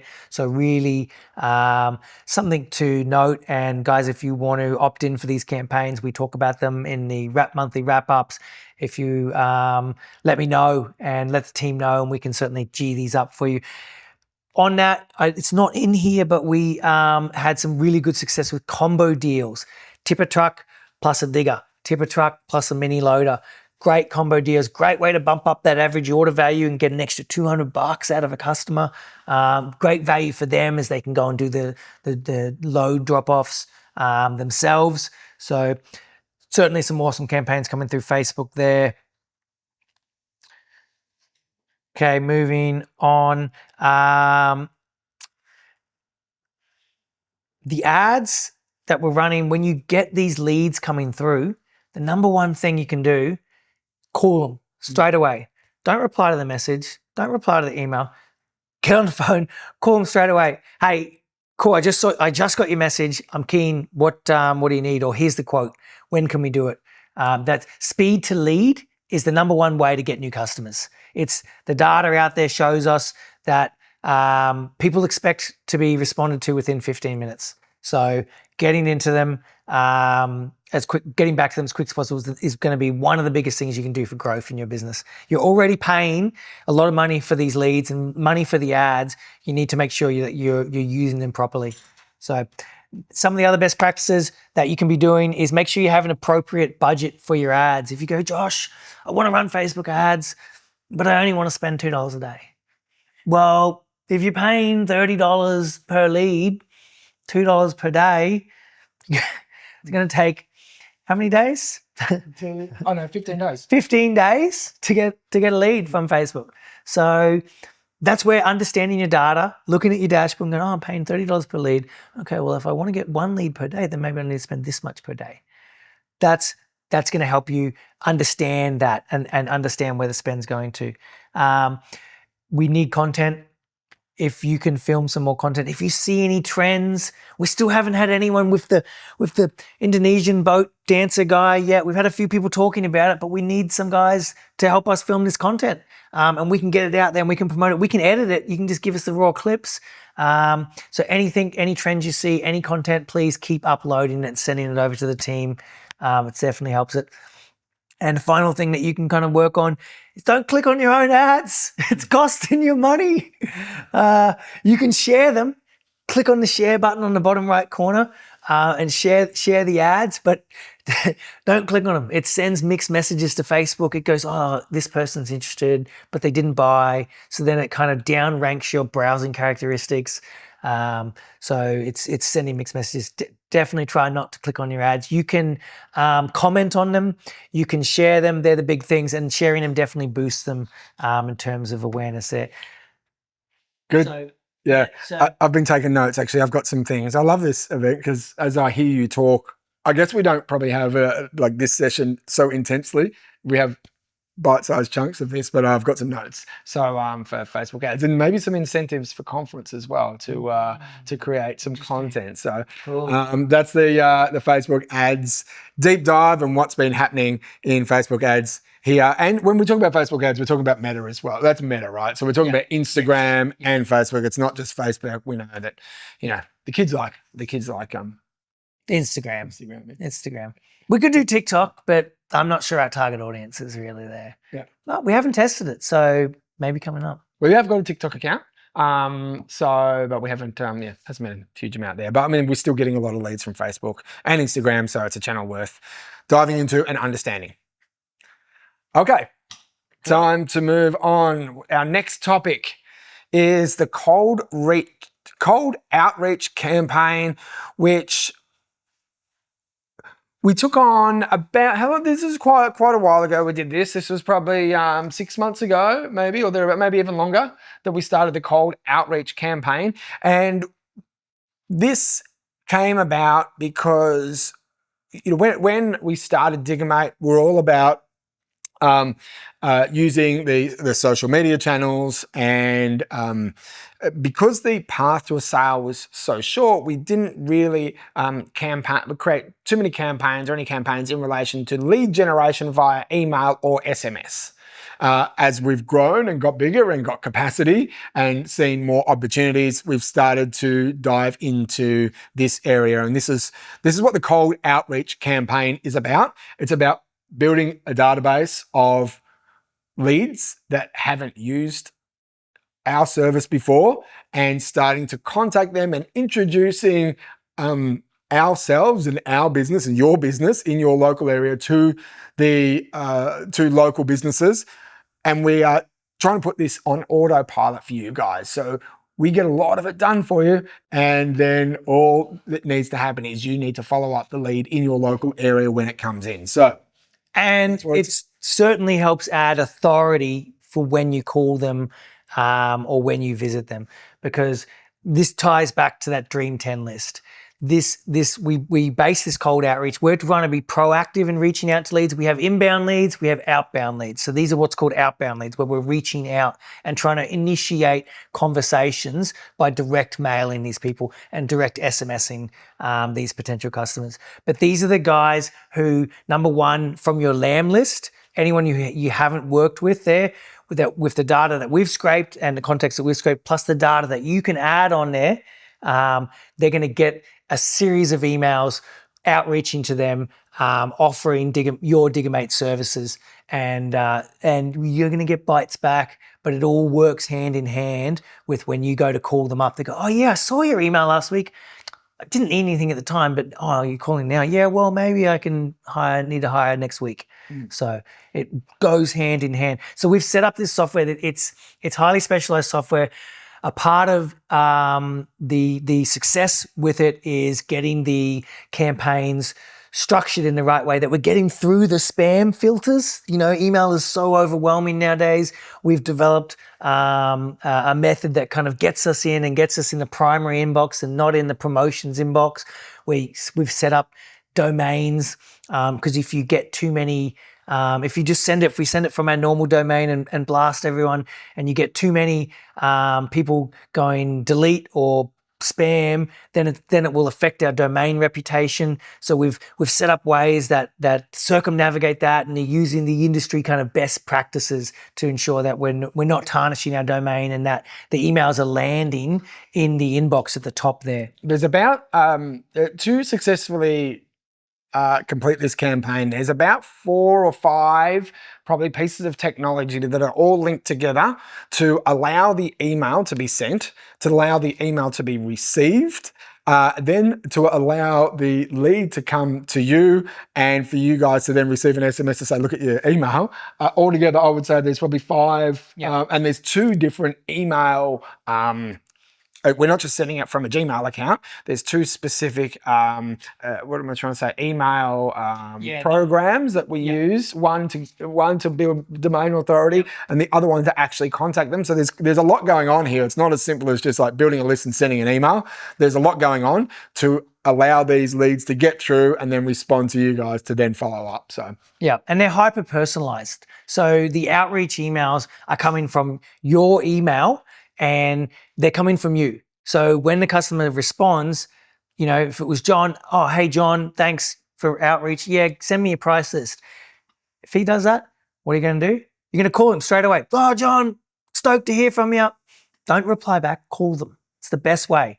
And a lot of the time, sorry, we're diverting a little bit here, but with these campaigns, they're not fancy.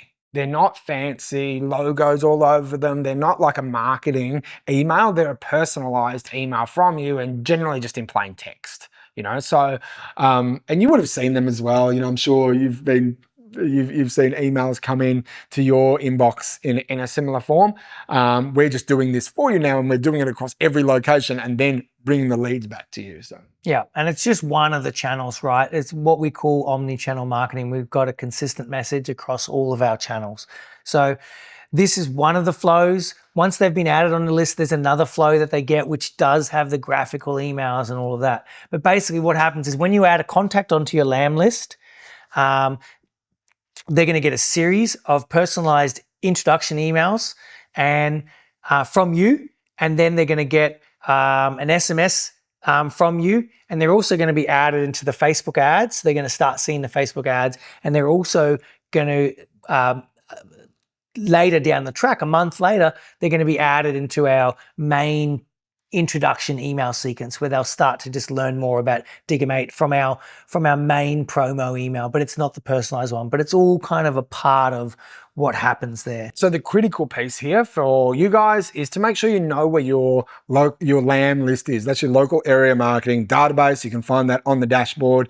You can, the same place as you see your disbursements, you can click through and you can open the spreadsheet from there. And that spreadsheet our team has access to as well. So all you need to do is add names or email addresses, SMS, to that local area marketing list, and all this thing goes on autopilot for you. So you've got a bit to do, and then the team have got some stuff to do as well. This is not just, this doesn't happen without without your involvement, or does it? Do you guys scrape the database? I don't think so. Initially, but we expect that you would get another 100 at least, because how many tradies don't have a website? And this is where, or have a really bad website and it's not found, or how many have started since we've initially scraped that list. So one of your activities, and I'm just making another note now potentially as another conference incentive, is on a weekly basis, you should set yourself a goal to add to your local area marketing list. You know, even if it's just five new people every week, it shouldn't be too hard as you drive around and find businesses that you haven't worked with, see a logo on a car or on a job site or something like that. If you set yourself a goal to put 5 on there every week, then after a month, that's 20. After a year, it's 240. Like, that's going to convert into sales for your business. And this is where the 1 + 1 = 3 synergy works. You know, we can build the technology. Josh is great at building all these flows and getting the team to do their work. But without your work, then it's 1 + 0 = probably 0. This thing won't even work. But if you guys make an effort to put names on that database every week, then this is going to work amazingly. Surely it's got to. And we've already seen results. Oh, we see the results. When we first launched this, we've seen great results coming back from it, with numerous new customers.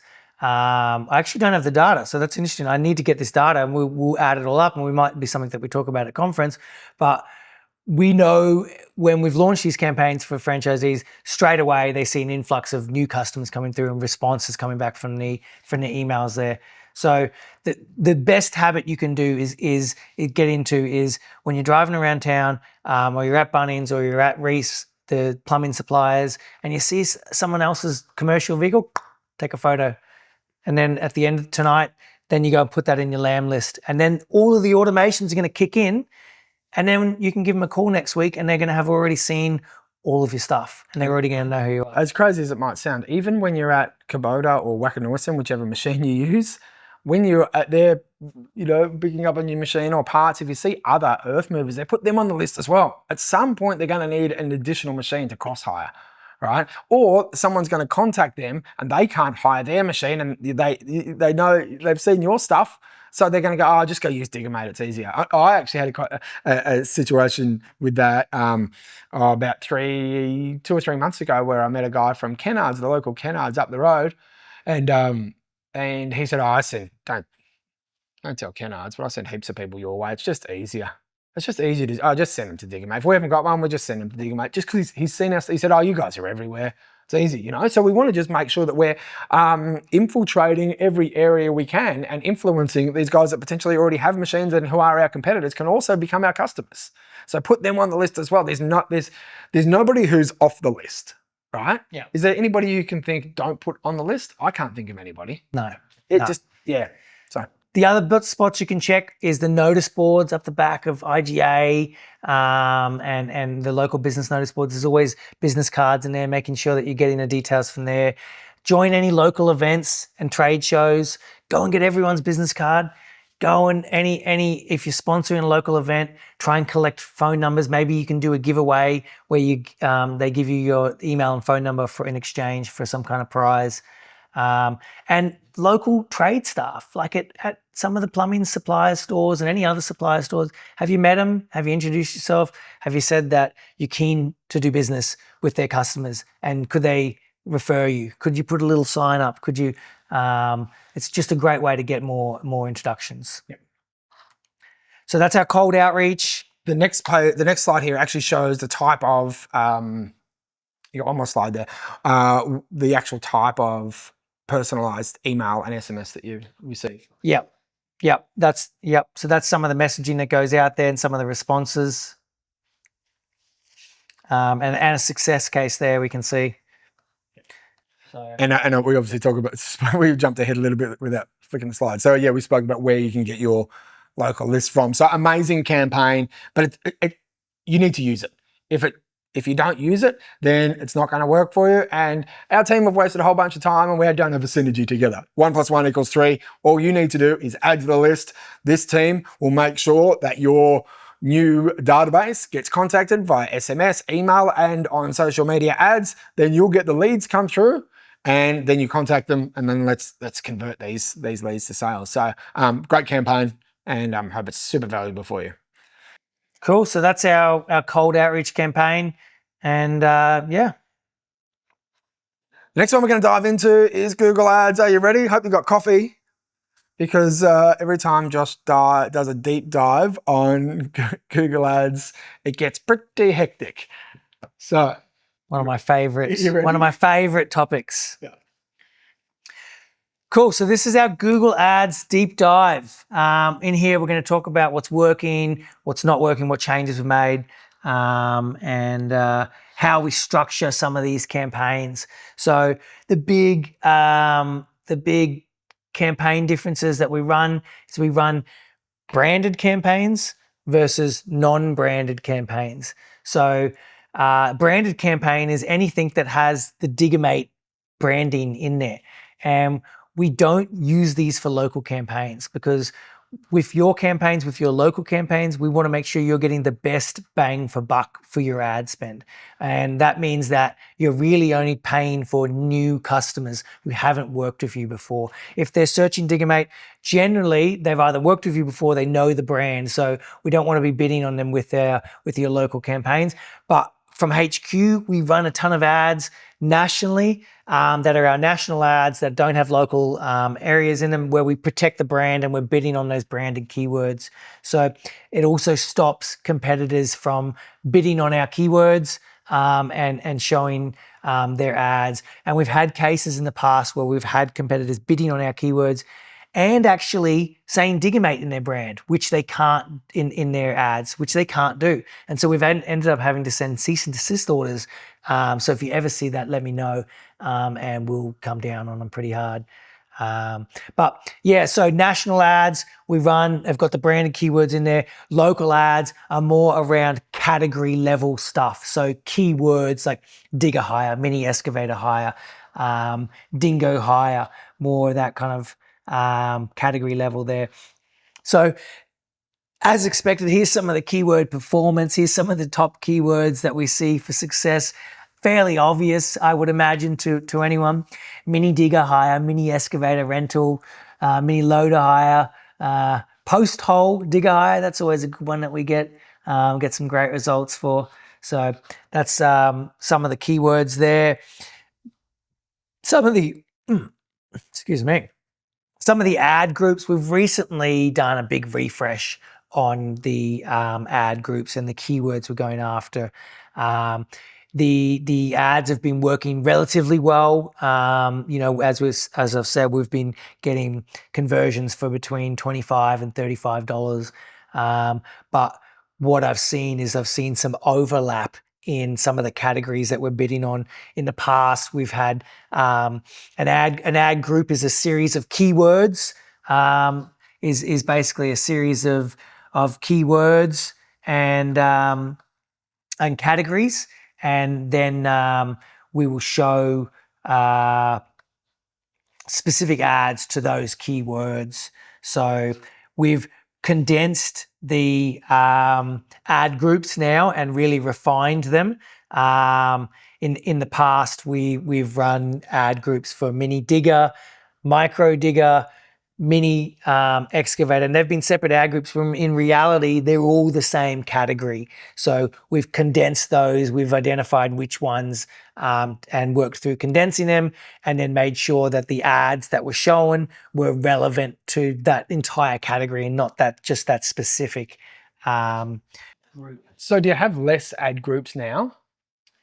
Or is it still about the same? You've got less, you've still got the same amount of ads? Did the range now. So we have less, the ones that were the same, we've condensed them, but we've, in doing that, we've seen, some locations are running big machine hire. They're running 5 ton, 8 ton. So then we've built that out as a template and we go, this is our new template.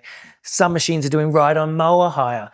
Cool. So let's add that in as a template. Yeah, but that's only based on locations that are expanding their range. Yes. So let's say 2 years ago you had 3 machines, two mini excavators and a dingo. Let's say you had 4 or 5, a tipper truck and a Bobcat.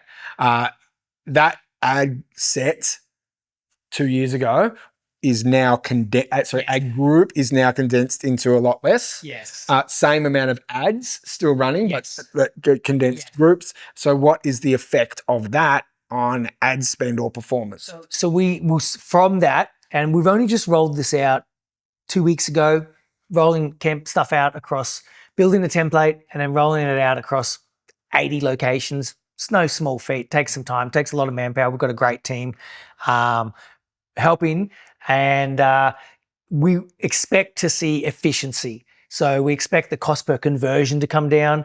We expect to, that's the main metric. We expect to see cost per conversion come down with it. And we will get a better, from our end, we're going to get a better, better data around what key, what categories are working and what success. Because in the past we said, oh, mini digger's working and mini excavator's working. Then it's dingo. Then it's mini loader. But oh, wait a second, mini loader and dingo are the same thing. So now, and those first three categories, the same thing. Now much easier for us to see what's working and what's not working. Your metrics are going to be better around that. But the big driver and what we expect to see, and always the number one thing, is efficiency. So cost per conversion coming down. Oh, I reckon that's nonsense. I don't reckon Google is ever going to bring cost per. I think you're probably going to maintain and you're going to keep up, and the whole world of Google's going to find some other way of charging more money. But at least for now, you might maintain the cost per conversion, right? Because you're going, I'm going to fix this, but then the rest of the world is doing stuff as well, and everything's costing more and more and more. So if we can maintain the cost per conversion for a longer period of time, I think that's probably the best. Yes. So I'm not saying it's nonsense. I'm not even joking. I'm actually thinking what you just said then is nonsense, because they'll find a way to charge more. Because the baseline metric when I talk to advertising specialists who are in the industry as well, what we're all seeing across it is cost per click is going up. Cost per CPM, so cost per 1,000 impressions, is going up. And so the trend is just like ads are getting more expensive and more expensive and more expensive because a number of factors, but like there's a growing disconnect from ads. People, from social media in general, people are using it less and getting more frustrated with it. And there's a number of big trends that are affecting it. More advertisers coming in and bidding on the same stuff we're bidding for. And Google wants more money from us. So they're just going to keep charging more, and there's not a lot we can do except try and be as efficient and as possible with it, really. So you're definitely not wrong there, and hopefully we can offset these cost rises by just keeping it stable. So on to some of our quotes here that what can you do, as I keep coming back? Speed to lead. You lead to speed. Lead to speed? Speed to lead. Speed to lead. Speed to lead. Sounds better. Yeah, speed to lead. Definitely. Speed to lead is the single most important factor in winning or losing a customer. 71% of clients will buy from the business that responds to their inquiry first. 78% of sales are closed by the first vendor to respond to their lead. So these are all different studies from different groups that are talking about how important it is to get back to the customer quickly. A 60-second response time increases conversions by 391%, and 82% of customers expect responses within 10 minutes. That's just insane. But it's the way of the world nowadays. And if you can, that's why we send you the SMS notification when you get a lead. So when your phone vibrates and you're maybe operating a wet hire, you quickly turn the machine off, call that customer and get that deal, because that's going to be $500 in your pocket. Yeah, I feel that too. You know, I'll flick off inquiries on social media ads, and if they respond to me in 10 minutes, I'll remember it. Yeah. If they don't respond to me in, until the next day, I'm like, oh, I've forgotten about that now. I was in the moment, and it didn't really matter to me, Yeah. More so on social media ads than Google. Google is a little bit different because it's actually intent. Yeah. But certainly social media for speed to lead for sure, because I'll just flick off an inquiry, and if I'm interested, I'll talk to them straight away. If not, tomorrow. Yeah, and certainly if it's one of those jobs that it's not a high priority, but you are kind of looking for it. If you get a bit of momentum with it, and the business answers straight away, you're like, oh yeah, we'll just book it in, and then or maybe tomorrow you're like, oh well, it's not really that important. Yeah. So, or by then the customer's called someone else and you've missed it completely, and someone else has answered and gone back to them. Yeah.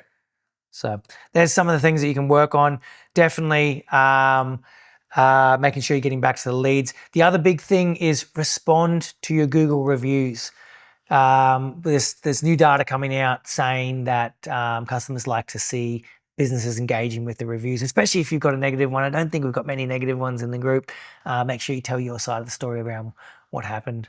And what else can you do? Make sure you're investing an appropriate budget into your ads. If you're averaging leads or conversions at $35 per conversion, well, you're only spending $10 a day, then you're only going to be getting one lead every 3.5 days. So if you want more and the search volume backs it up, it's generally when I'll call you, but you can certainly call me anytime and ask me.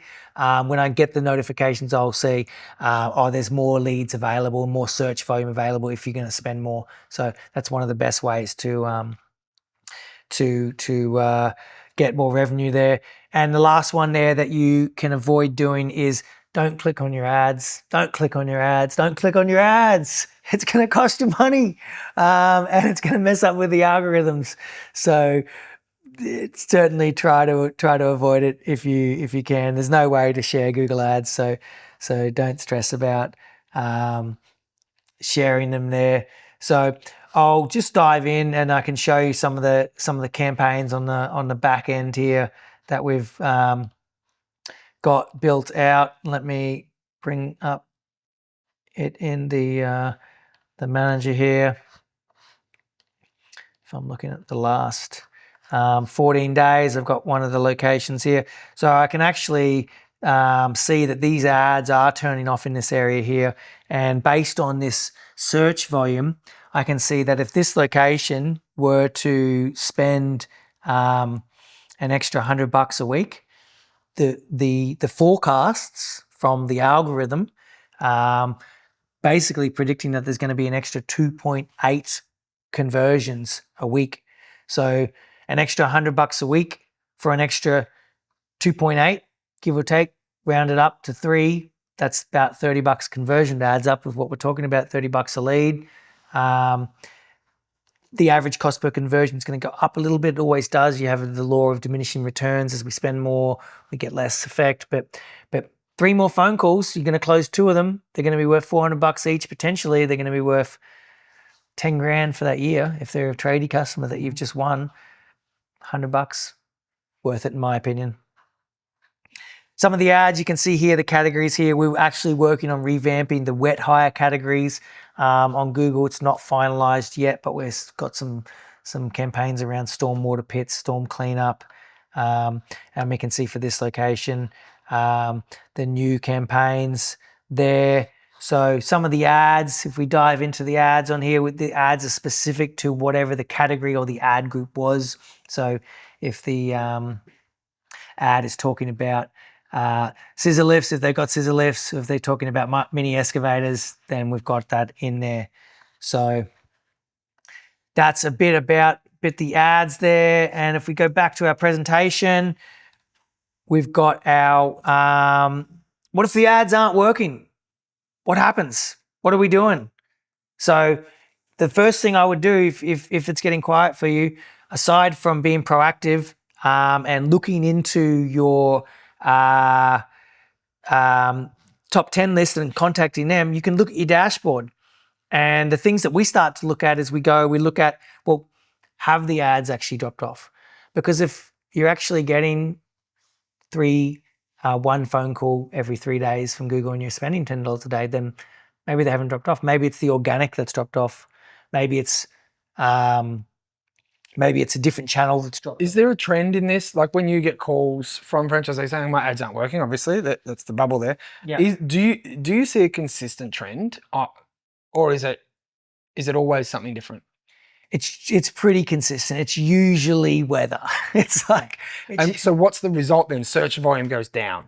Less people want to hire machines, so less people are searching 4 machines. Yeah. So it's generally not you don't have enough budget, the ads are worn out. It's because other competitors have come in or whatever. It's generally the baseline search volumes come down, so you're going to get the search volumes come down, so you're going to get 90% of the time it's the same issue. So then what do you do? So then you need to be proactive. You need to be reaching out to your customers. Right. And so you can't just create more search volume? No, unless we can create more humans. I just can't.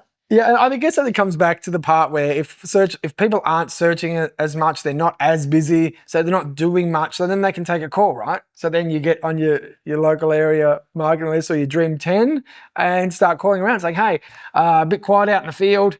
Got nothing, you haven't hired off me this week, or you got nothing on this week, or where's your next job, or what's happening? Sort of, I empathize with you that it's a bit quiet because we're quiet too. So just remember that, we're both quiet together. So when you get busy, we want to be busy as well. So make sure you contact us and come back to us. What's going on? What other jobs have you got? They're the conversations to have at this point, right? Yeah, and it's just keeping you front of mind, really, and building that loyalty and that connection with the customer. And the guys are going to be.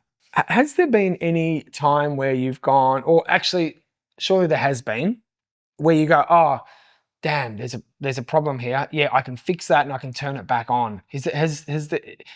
When someone calls you and says my ads aren't working, how often do you go, oh, geez, yep, I see a big problem. We've made a mistake. Let's turn it back on. Let's fix that mistake, and instantly it turns back on. Does that happen? I think there's been once where there was an issue, and I can't even remember what the issue was specifically, where we've looked at it. We do a performance check. I'm looking at the ads every day. It's my favorite thing to actually look at, is to log into the Google ads and log into the Facebook ads and check the performance, check the metrics, and making sure that we're all healthy. So we do notice things if there are trends happening. We are trying to counteract them. But the things we do look at are impressions, like how many people are looking at the ads, what the budget is, what the search volume is around those keywords. Because we have a wireframe, we have a proven kind of wireframe, and because we're operating from 82 locations, it's not like we're out there and we're going to try and go into a new industry where we don't know what words customers relate to, we don't know what images customers relate to, we don't know what landing pages works, but we've got a proven wireframe for all of this stuff. It's almost non-existent chance that there's going to be something wrong unless the ads are off. Literally, if the ads are turned off, if you asked us to turn the ads off and we've turned them off, then generally that's going to be the big issue. But we look at cost per click. If it's rising, we look at who else is bidding on the ads. We look at are people engaging with the ads? Is our quality score there? We look at the amount of people that view to click ratios. Then, if we were to keep investigating, then we would look at the landing page. Is that functioning? Is there social proof? Is there authority on there? Is it loading quick enough? And so there are little optimizations that we can do, and it's stuff we are working on. Like I said, we're working on optimizations on the website to hopefully improve the ad stats, because if the page loads quicker and there's less time, there's data that shows around the longer a page takes to load, the less likely they are, the longer a page takes to load, the less likely they are to even visit the page. If it takes 4 seconds, some people have already gone on to the next thing. Right. So you're you probably see that you see the performance before you even get the phone calls. A lot of the time you're like, oh, I know what this phone call is going to be about. Yep, I've already seen it. Yeah. And it's generally in a certain area at a time, and like 90% of the time it ends up being external factors. And like there are some serious external factors. Like has there a new competitor who started up in the area who's gone out and offering everyone half price or some deal that's crazy? In your area, you should be aware of these things. But that doesn't happen often, though, right? No. From what you've seen, no. It's generally most of the time it's weather or seasonality, competitor activity, sales anywhere, location.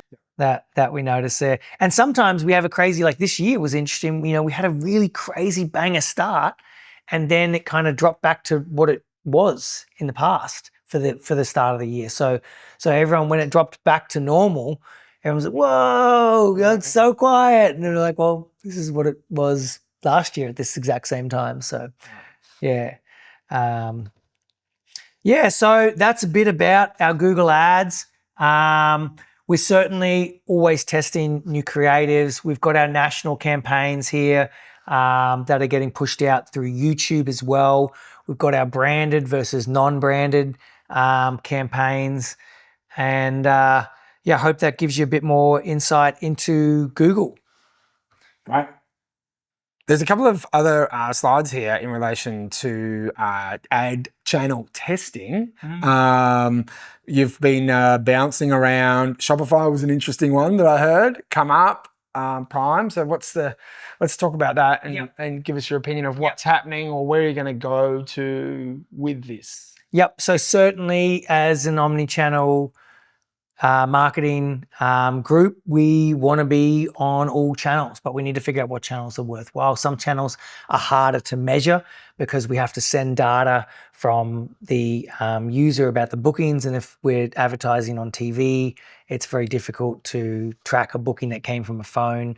So some of the channels we've looked at are Bing, which is, as Bing's making a comeback. They're still small. They're still 7% of all search data, and the other 90 is Google, and 3% to the other little ones. But sometimes just for those of you who use Microsoft or PC, that's me, Mac. You're Mac. I'm Mac. They can just keep infiltrating. Microsoft, the Bing browser just keeps on finding a way. No matter how many times you delete it, it comes up. And a lot of times I've just given up and used the Bing search just because. So, and I'm sure a lot of the people who aren't tech savvy and can't certainly the older generation, that's the trend there. But sometimes we can get good if we can. When I have been doing research into it, there's been stories of great returns in markets where there's not a lot of other competitors bidding on what we're bidding for, so we can technically have the place to ourselves. So we've spent about 3,100 in the last couple of months testing Bing. It's hard to measure. Bing is really because the data they provide is not as good as Google. Right? Yeah. So I've been working with their developers trying to implement. We call them pixels. Implement pixels into our booking software and into our website so that it sends the data back. Oh, this person visited this page. Oh, this person clicked the call button, or this person booked in. But it's not as seamless as Google, where Google's much more established in that market. They've been doing it a long time. Their stuff just plugs in. We can connect it very quickly. Bing, we haven't had that success with. We've been able to measure clicks. We've been able to measure some bookings, but not all. And we haven't been able to measure phone calls. So it's been very difficult for me to build a clear use case that I can present to you guys and say, well, look, if we do Bings, you're going to pay this much per conversion, like I could with Facebook or with Google. So certainly I'm still working on it. I'm still working with their techs. The other ones that are on the radar is we've been exploring. We haven't tested them yet, but we've been exploring the ecosystems and just familiarizing ourselves in the way that they work and what best practices are in the industry. Is Spotify. Spotify ads, we can get quite targeted with podcasts. There's video ads on there. And certainly the audio ads. And the other big one that's on the radar is Prime Video, subscription service that you pay for that you still see ads and you can't skip them. Why have you chosen Prime versus, say, Paramount or any of the others? Is there a specific reason, or is it just you just picked one to go and have a test? It's just been the one that's been bigger in my opinion. It has a bigger audience base, so we're going to get better bang for buck, and it's more set up for it. Right. So. Yeah, so there's some of the channels that we've been looking into. We're testing. We're trying to keep our finger on what's coming up next. Of course, there's ChatGPT, there's Grok, there's Gemini, there's Claude. These are all AI large language models that are coming out. None of them except None of them have released ads on them yet. This is where Josh's eyes light up. He starts to talk about unreleased technology. I love it. But it's coming and we're going to be able to run ads on this. And I'm really freaking excited. So we're just trying to make sure that we're staying, and for all of you guys, we're staying on front of the pulse of it. So that's a bit about our Google ads, and it's a bit about the other channels we're looking at there. And Let's take a quick, another 15-minute break. Well, we did 10 minutes last time. Let's just do a 15-minute break now. So you can grab a quick snack if you like. After this, we're going to launch our new customer loyalty program, which I attempted to launch 3 years ago. I couldn't pull it off. this is huge. Josh has pulled it off. We're going to talk about the new technology that we are using in e-marketing, moving to Klaviyo, which has helped the customer loyalty program launch.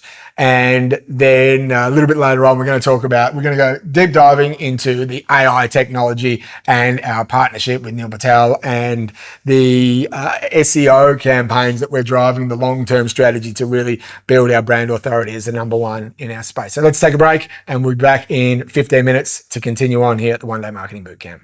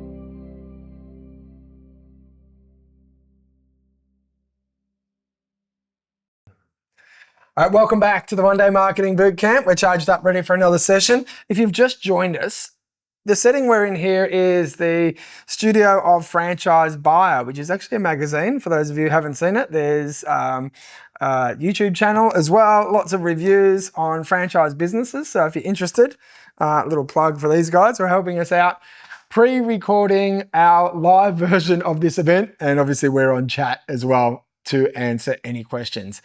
All right, this next section is pretty exciting for me because we're going to launch something new as of today. And this is something that's been in the works for a long time. But first, to kick things off, a quote from Chet Holmes: "Advertising brings in the customers, but it's your job to keep them buying from you." And that's what we're going to talk about here in the customer loyalty program. Now, our goal with the customer loyalty program has been to strengthen the customer relationships and boost repeat bookings through automated email campaigns. And in addition to this, show appreciation for our existing and long-term customers. So back when we did the Diggermate Dojo conference, we spoke about our customer loyalty being on autopilot, and this is exactly what we set out to do. With the technology we were using at the time, we couldn't pull off exactly what we wanted, but since Josh has been involved and come on board, we've switched our email campaign company just recently, which allows for much more intelligent workflows, and Josh will talk about this shortly after we talk about the customer loyalty program and why we've shifted. But the end result is that we now have the technology to do this. Now, the goal with the customer loyalty program is to allow us to recognize customers who have hired off us 5 times, 10 times, 20 times, and give them little appreciation gifts from Diggermate to allow them to feel like they're appreciated and they want to come back. And when they start getting our stuff delivered to them, our promo stuff, and when you guys start handing them the stuff, they take some ownership in the brand as well. And the more times you can place the Diggermate brand in their hand, the more they feel a part of the brand, and then they keep coming back and they won't go anywhere else once they're really indoctrinated into the brand. So that's the goal. Great, yeah, and it's just so important. It's something that you should be doing already, but we're hoping to automate the process and just make your life a heck of a lot easier. Mm-hmm. So it's important, loyal customers are going to spend more with you. They're going to come back more often. It costs way less to maintain an existing customer than it is to get a new customer, just to keep one happy. Meaning you're going to get a stronger return on your time and your machines there. So important in today's world. And we've really spent a bit of time building this out. The costs aren't going to be that much when you look at the value of it. Really, with these, this is the breakdown here. We've set up the hires so that the flow will trigger when someone's hired off you 3 times, 5 times, 10 times, 25, 50, 75, 100. Someone's hired off you 100 times, they're likely they've spent 25 grand with you. And so you giving them some merch is pretty much the least you can do, at that point. This should be the absolute minimum for it. So the flow will trigger at 3 hires. They're going to get a thank you notice from you, from Diggermate, and then we would expect that at this point you're going to give them a tradie pack, thanking them for their business. They'll get an email. You're going to get an email notifying you, hey, this customer's just hit 3. Next slide for you. Yep. Oh, thanks. How it works. Yeah, that'll help. Yep. So the customer receives the email from HQ, you're going to get the notification, and then basically we want to make sure that you've got stock of the items. So the items are in the previous slide there, making sure that you've stocked them. We've changed the pricing on it. We used to have the more you ordered, the cheaper the price. We've got rid of all the minimums now. It's best price no minimum order, to make this super accessible for anyone so that you're not worried about having to stock too much or cash flow issues of having to order, 50 of them to get the best price. You can order 5 of them to get the best price. And really, the merch is epic. We've got the hats, we've got the tradie kits, we've got the all the toys, and the stubby coolers, and it's super high quality stuff. We've really spent a bit of time. The new orders have come into stock now, so make sure you keep it on top of the stock with those there. Some of the emails that will come out, this is what they're going to look like. Just back one step. The idea is that if we haven't been super clear here just yet, is once they hit the that once they hire us for 3, 5, or hit one of these metrics here times, the customer will receive an email. You will also receive a notification, and then next time the customer comes in, you hand over the product to them. Okay, so it's about giving away our promo gear and making sure the promo gear hits the hands of our valued customers. So just again, they'll receive an email, you'll receive a notification, and then you will be prepared then to either buy the stock in, have it, and then hand it over when the customer comes in. So they're sort of they're being notified, and they're going to expect for you to hand it over. So this, for those of you who've got alarm bells going off in your head already, this is an opt-in and an opt-out service. You can definitely opt out of this if you want. Based on the previous slide and the numbers, we don't encourage you to opt out because we are working really hard to get brand loyalty and indoctrinate people into our brand so they become loyal customers of yours forever. So we encourage you to stay in, but there is an opt out. And the cost per items versus how much revenue you're pulling from these customers, so minimal. So minimal. And the fact is, these guys, you're turning, this should be the bare minimum of what you're doing to keep customers loyal. And these guys are going to turn into your advocates. They're going to be the one wearing your hat, wearing your gear, and promoting your business to their friends and family, and through word of mouth, which we know is one of the most powerful ways. And if you look at the cost on here compared to what you're getting from them at 10 hires, they would have spent at least $250 off you. We're basing it on a $2,500 with you. We're basing it on a $250 order value, which is below what our stats say, but we just want to look at this from the absolute minimum side. So someone's hired off you 10 times, they're going to have spent $2,500 with you. We're asking that you spend $24.40 to give them a beanie, a storybook, and a sticker pack that they're probably going to put on their car, and then suddenly you're going to get that extra brand awareness around there. Yeah. Okay, cool. Hope that's clear now. I think we jumped into that a little bit too quick. Do you want to look at the creatives? Yeah, I just want to harp on a bit more about the costs, because look, the total costs for someone to run through the entire program, it's $261.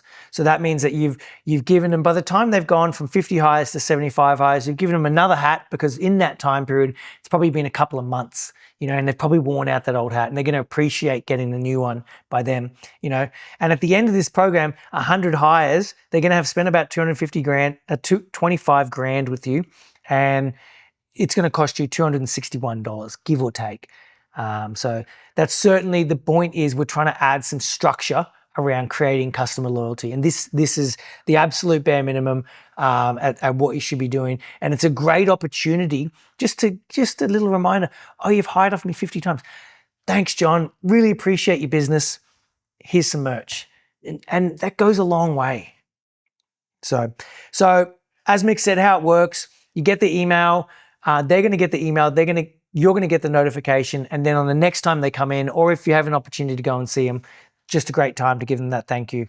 These are some of the emails that we've got set up. This is what it looks like. So it's super personalized to the customer. It's an opt-in, opt-out program. We can't personalize the program any further than this. So you're either in or you're out. We're asking for you to commit $260 for a customer that's going to be potentially worth $25,000. You can do more than this. You can certainly do more. Oh yeah, I've already given the customer this, or I've already given them this. That's fine. That's great. Go above and beyond anytime. Some customers, maybe, give them football tickets or give them whatever, but this is the absolute bare minimum we should be doing to keep the customers loyal and keep them stocked up with our brand merch. So The notifications will look like this. You're going to get a heads up email. Hey, your customers just come in and had their third hire milestone with you. So the way this program's going to work, we're already halfway through this year. We're only going to use this year's worth of data. So when we turn this on, if a customer has hired off you 10 or 9 times this year, they're going to get the 10th hire email. They're not going to get the first, the third, the fifth emails. They're only going to get that 10th one. So it's only going to be based on this year's worth of data and then this year moving forward only. So it's not going to reset yearly, but it'll only have the data from this year. And you're going to have to remember this because this is going to be our most common complaint from you guys to us, that the information is correct if you don't understand this. We looked at putting the last 10 years worth of data in, but for whatever reason, it wasn't viable to stick all that data in. It just made it all too confusing, and it was just went round and round in circles. So we've just accepted that we're going to have to do just this year's worth of data. So some of the numbers aren't going to line up exactly with your customers, but at the end of the day, we're giving them something for free and we're showing appreciation. So let's just roll with that. Hopefully we can get through, and I think by the time we get through till next year, then it starts to become really smooth and clean and easy. But we've got to start somewhere, and we couldn't have started from April 2015, which is when Diggermate started. We couldn't roll it back that far. So, and we didn't want to start for blank slate and start it from zero today either. Exactly. Yeah. So figured the year would be a good intro. Now, look, those in locations where customers may hire off multiple locations, this flow is going to trigger off who they last hired. This is going to work well 98% of the time. 2% of the time, it's going to go to a one-off hire that they've hired. We would hope that if it's not your customer, let the other franchisee know, or just give them the merch anyway and thank them for their business for using Diggermate as a whole, because we know that customers generally are going to keep coming back to whoever's treated them the best and who's closest for them to hire from. So we put some notifications out around this program before, and we had a bunch of kickback from a couple of franchisees. We're going to address some of that. Like, we need to keep costs down, every expense costs. These guys are your bread and butter customers. If they're coming back to you 10 times, they're worth $2,500. If they're coming back to you 20 times, they're worth so much more. And year on year, they're going to keep coming back to you. So it's so important that you are rewarding their loyalty and encouraging it. If you're already rewarding customers of merchandise, great. It'd be great if you could align it with this program, because it's going to make your life easier. You're not going to have to remember you're not going to have to look up the report and check the stats. You're just going to get an email. And so if you're already doing it, great. Just jump on this program and align yourself with it. And if you want to give them more as well. Our focus is on low prices and customer service, already building lasting relationships. Great. The whole program costs $260 for someone who's going to spend 25 grand. I don't think it's much to ask, and it's just a really nice token of appreciation. These guys are going to be wearing it. It's extra brand awareness. So, cool. Good luck taking on those other two. I don't even know what they mean. But yeah, cool. Yeah. I hope that we get an uptake of 70, 80, 90% at least. We know that some people are just not going to do it. Some people are going to opt out. We know that, and that's why we've allowed the option. But we really hope that you understand the impact that this will make and the effort that we're going to build something really, really cool that will be amazing for your business. And it just adds some structure and takes the reliance of you having to remember this kind of stuff. So what can you do? You can keep the reward items in stock: the tradie packs, the hats, the beanies, and the caps. They're all at best price now. Make sure you check out the online store if you haven't already. We've got some new products coming live on there. We've got flags, we've got tents, easy up tents, and everything's at the best price possible now. So if you haven't been on there in a little while, check it out. And we have some more promos coming up around. Which is actually only sustainable if we can keep the stock moving off the shelf too, by the way. You know, if we have to stock our shelves and it just sits there and sits there and sits there for a long time, and then we end up writing some of it off, or we end up giving away a lot of it at conference anyway, like then these prices that we've reduced everything to aren't sustainable. So we need to make sure we get uptake and we have everything moving through, because if we've got volume moving through, then it's all okay. If not, then we'll don't know. And the goal with the online store is to be able to give you guys access to the highest quality product at the lowest possible price. So if you're ordering ones and twos, you know, we're able to go to the factories and order 10,000 or whatever the large quantity is, get the best price to be able to offer this to you for the higher quality material, rather than sourcing it locally and paying a lot more potentially, and also keeping within our brand guidelines. So what else do you need to do? You need to monitor the system, monitor your emails, which you should be doing anyway. Making sure that when you get the alert, you're able to hand over the reward to the customer, thanking them for their business, thanking them for their loyalty, building that personal connection. And this is a great opportunity to keep collecting those Google reviews. When you're symbolically giving someone something, generally they feel like, oh, they need to do something in return. So, hey, thanks for your business. Thanks for your 10th hire. Here's a hat. Can you make sure you leave me a Google review? They're going to feel more inclined to leave you that Google review that they haven't left. Yeah. So great opportunity to get a double whammy there on that one. Right.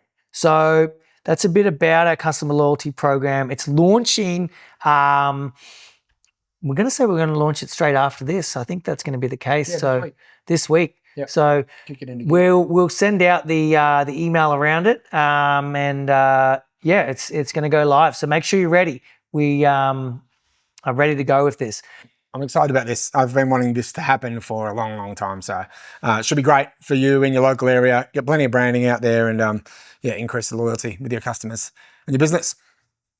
Now, the platform that it is built on, which is what we're going to talk about next, is called Klaviyo. Now, Klaviyo is a software for e-marketing, which has become more prevalent in the past year or so. I'm not even sure. You'd probably know. You'll be able to tell us more about when it started. But forever, there was MailChimp, right? MailChimp was the number one forever.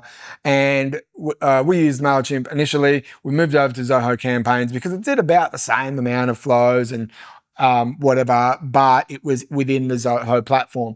And I didn't really see any need to move back to MailChimp because Zoho and MailChimp were about the same. But then Klaviyo came along, and anybody who's seen anything on e-marketing has seen Klaviyo, like it's really starting. Dominating force. It's started to dominate. And from all reports, the AI technology within Klaviyo is far superior than any other email platform on the market. So I think there's a lot that can be done with it. But anyway, you know more about it, Josh, so you probably should take over. So this is just one campaign that we've built. The customer loyalty program is one campaign of many that we will be building from this. And the great benefit about Klaviyo is we're able to build these flows out that certain items can trigger them. So if they hire a mini loader, then we know maybe they're going to need a tipper truck. So we can send a personalized email out after they've hired the mini loader. Hey, you just hired a mini loader. Do you need a tipper truck?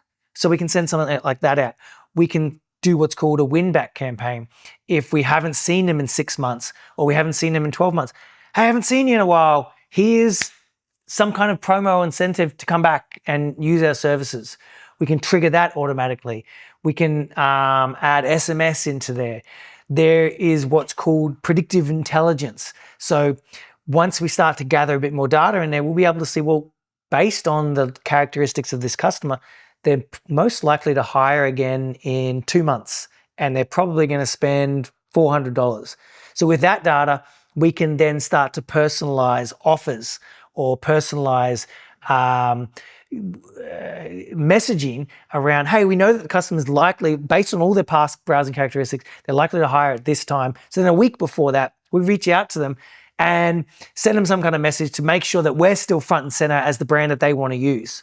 And some of this stuff Josh has already built, and he was ready to roll it out. And I said, oh, let's just do one thing at a time, turn it off. let's finish the customer loyalty program. Let's get that going. So we're going to roll that out first. And then the win back program and other things he's already built and they're already sitting there. So he's like, oh, okay, I need to press the button. I need to start these things. So there's a lot of this stuff that he's talking about for future, which is actually sitting there ready to go. So it's pretty exciting. Yeah, super exciting. And so the integration to get the data to flow from our booking system to Klaviyo, we had to custom build this. We've engaged a bunch of developers to be able to start to flow this data across. It's definitely no small task and no small investment. I think we spent $5,000 or $6,000 getting this built and getting this going. So it's certainly something that we see value in. I definitely see value in, and Mick sees value in. That's going to really benefit the group as a whole from it. So we're very excited. Yeah. That's the cost there was the integration between our booking platform and Klaviyo, right? Yeah. That was a link, and it was it took quite a while to get it sorted, and we had to use external parties and different people came in, professionals in building APIs to get it done. So very cool. So you may or may not hear the word Klaviyo ever again, but maybe if you do, I mean, the reason I think this is relevant to talk about here at the One Day Marketing Bootcamp is to let you know we are on the latest technology. We're going to talk about AI soon, but this is something that we've seen come up. It's a big transition. It's been a big investment, but over the next few years and into the future, then we can capitalize on the latest technology. So very cool. Moving on. Next slide is another one on our local area marketing campaign, locally owned, nationally supported. I spoke about this earlier in the opening, and I think hopefully you've been with us by now all day or for a chunk of the day. We're only still 3/4 of the way. We're 3/4 of the way through today. Still got a fair bit to go, but you can see where your involvement sits in the big scheme of marketing for Diggermate. We really want to make sure we get that message across, the 1 + 1 = 3 synergy, where you guys have got a job to do. We've also got a job to do. Josh has got a job to do. He's holding his whole marketing team to account to make sure we build awesome campaigns, make sure we build awesome integrations. But things like the Klaviyo integration that we just looked at in the customer loyalty program, that doesn't work unless you're involved. And we've made a huge time investment, resource investment, and financial investment to make it happen. We're actually asking the same of you. It's like we just looked at. It's $260 or something for a customer who's got a lifetime value of $25,000. So the value is totally there, but we're still asking something of you, and you've still got a part to play in this. Same as the what was the previous campaign we were looking at earlier? The local area database and the cold outreach campaign. There's a part for you to play in that. In that campaign, there's a part in every area of marketing that we do. There's a part for you guys to play, and you're at the coalface. You're the local person that is face to face with the customer, and we're behind you, supporting you with national campaigns. So I hope you see where the fit is there, and the point is understand that we've got a part to play. You guys have got a part to play, and let's get this 1 + 1 = 3 synergy really firing over the next year or 2 or 3, and make sure as many of our Diggermate locations can exploit every opportunity that we've got in front of us. A lot of the times in the past 10 years, we've created opportunities and they really haven't been exploited to their entire full value. So all of these little bits add up. There's 1% here, 1% here, 1% here, 1% here, and then next minute you've doubled your entire business revenue just from working on each of these initiatives to the max. Yeah. So cool. So next we're going to talk about our style guide and have a bit of a dive into it. This is if you're doing any work that on for yourself and creating any images through our Canva templates or anything like that, definitely have a look into the style guide. We've got our brand rules. We spent a fair bit of time refreshing this. There's heaps of great examples of local area marketing in there, why we use the logo in a certain way, what the colors are, misuse, our typography, our cartoons, our brand aesthetics, any of the stamps we use, the flyers, at the yard signage. Like we've been actually, these are conversations that we have quite often, looking at what's the most efficient use of signage and how do we get the best brand awareness from it.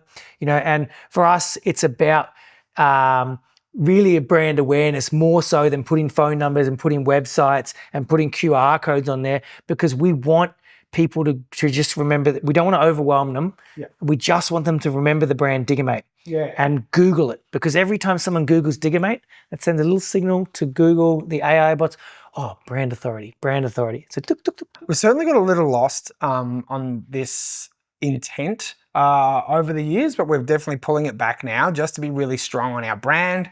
And even to the point where we've got a whole bunch of flyers just sitting on our shelves now, and we'll just send out standard, if you want flyers or business cards, you can just send out a generic branded flyer.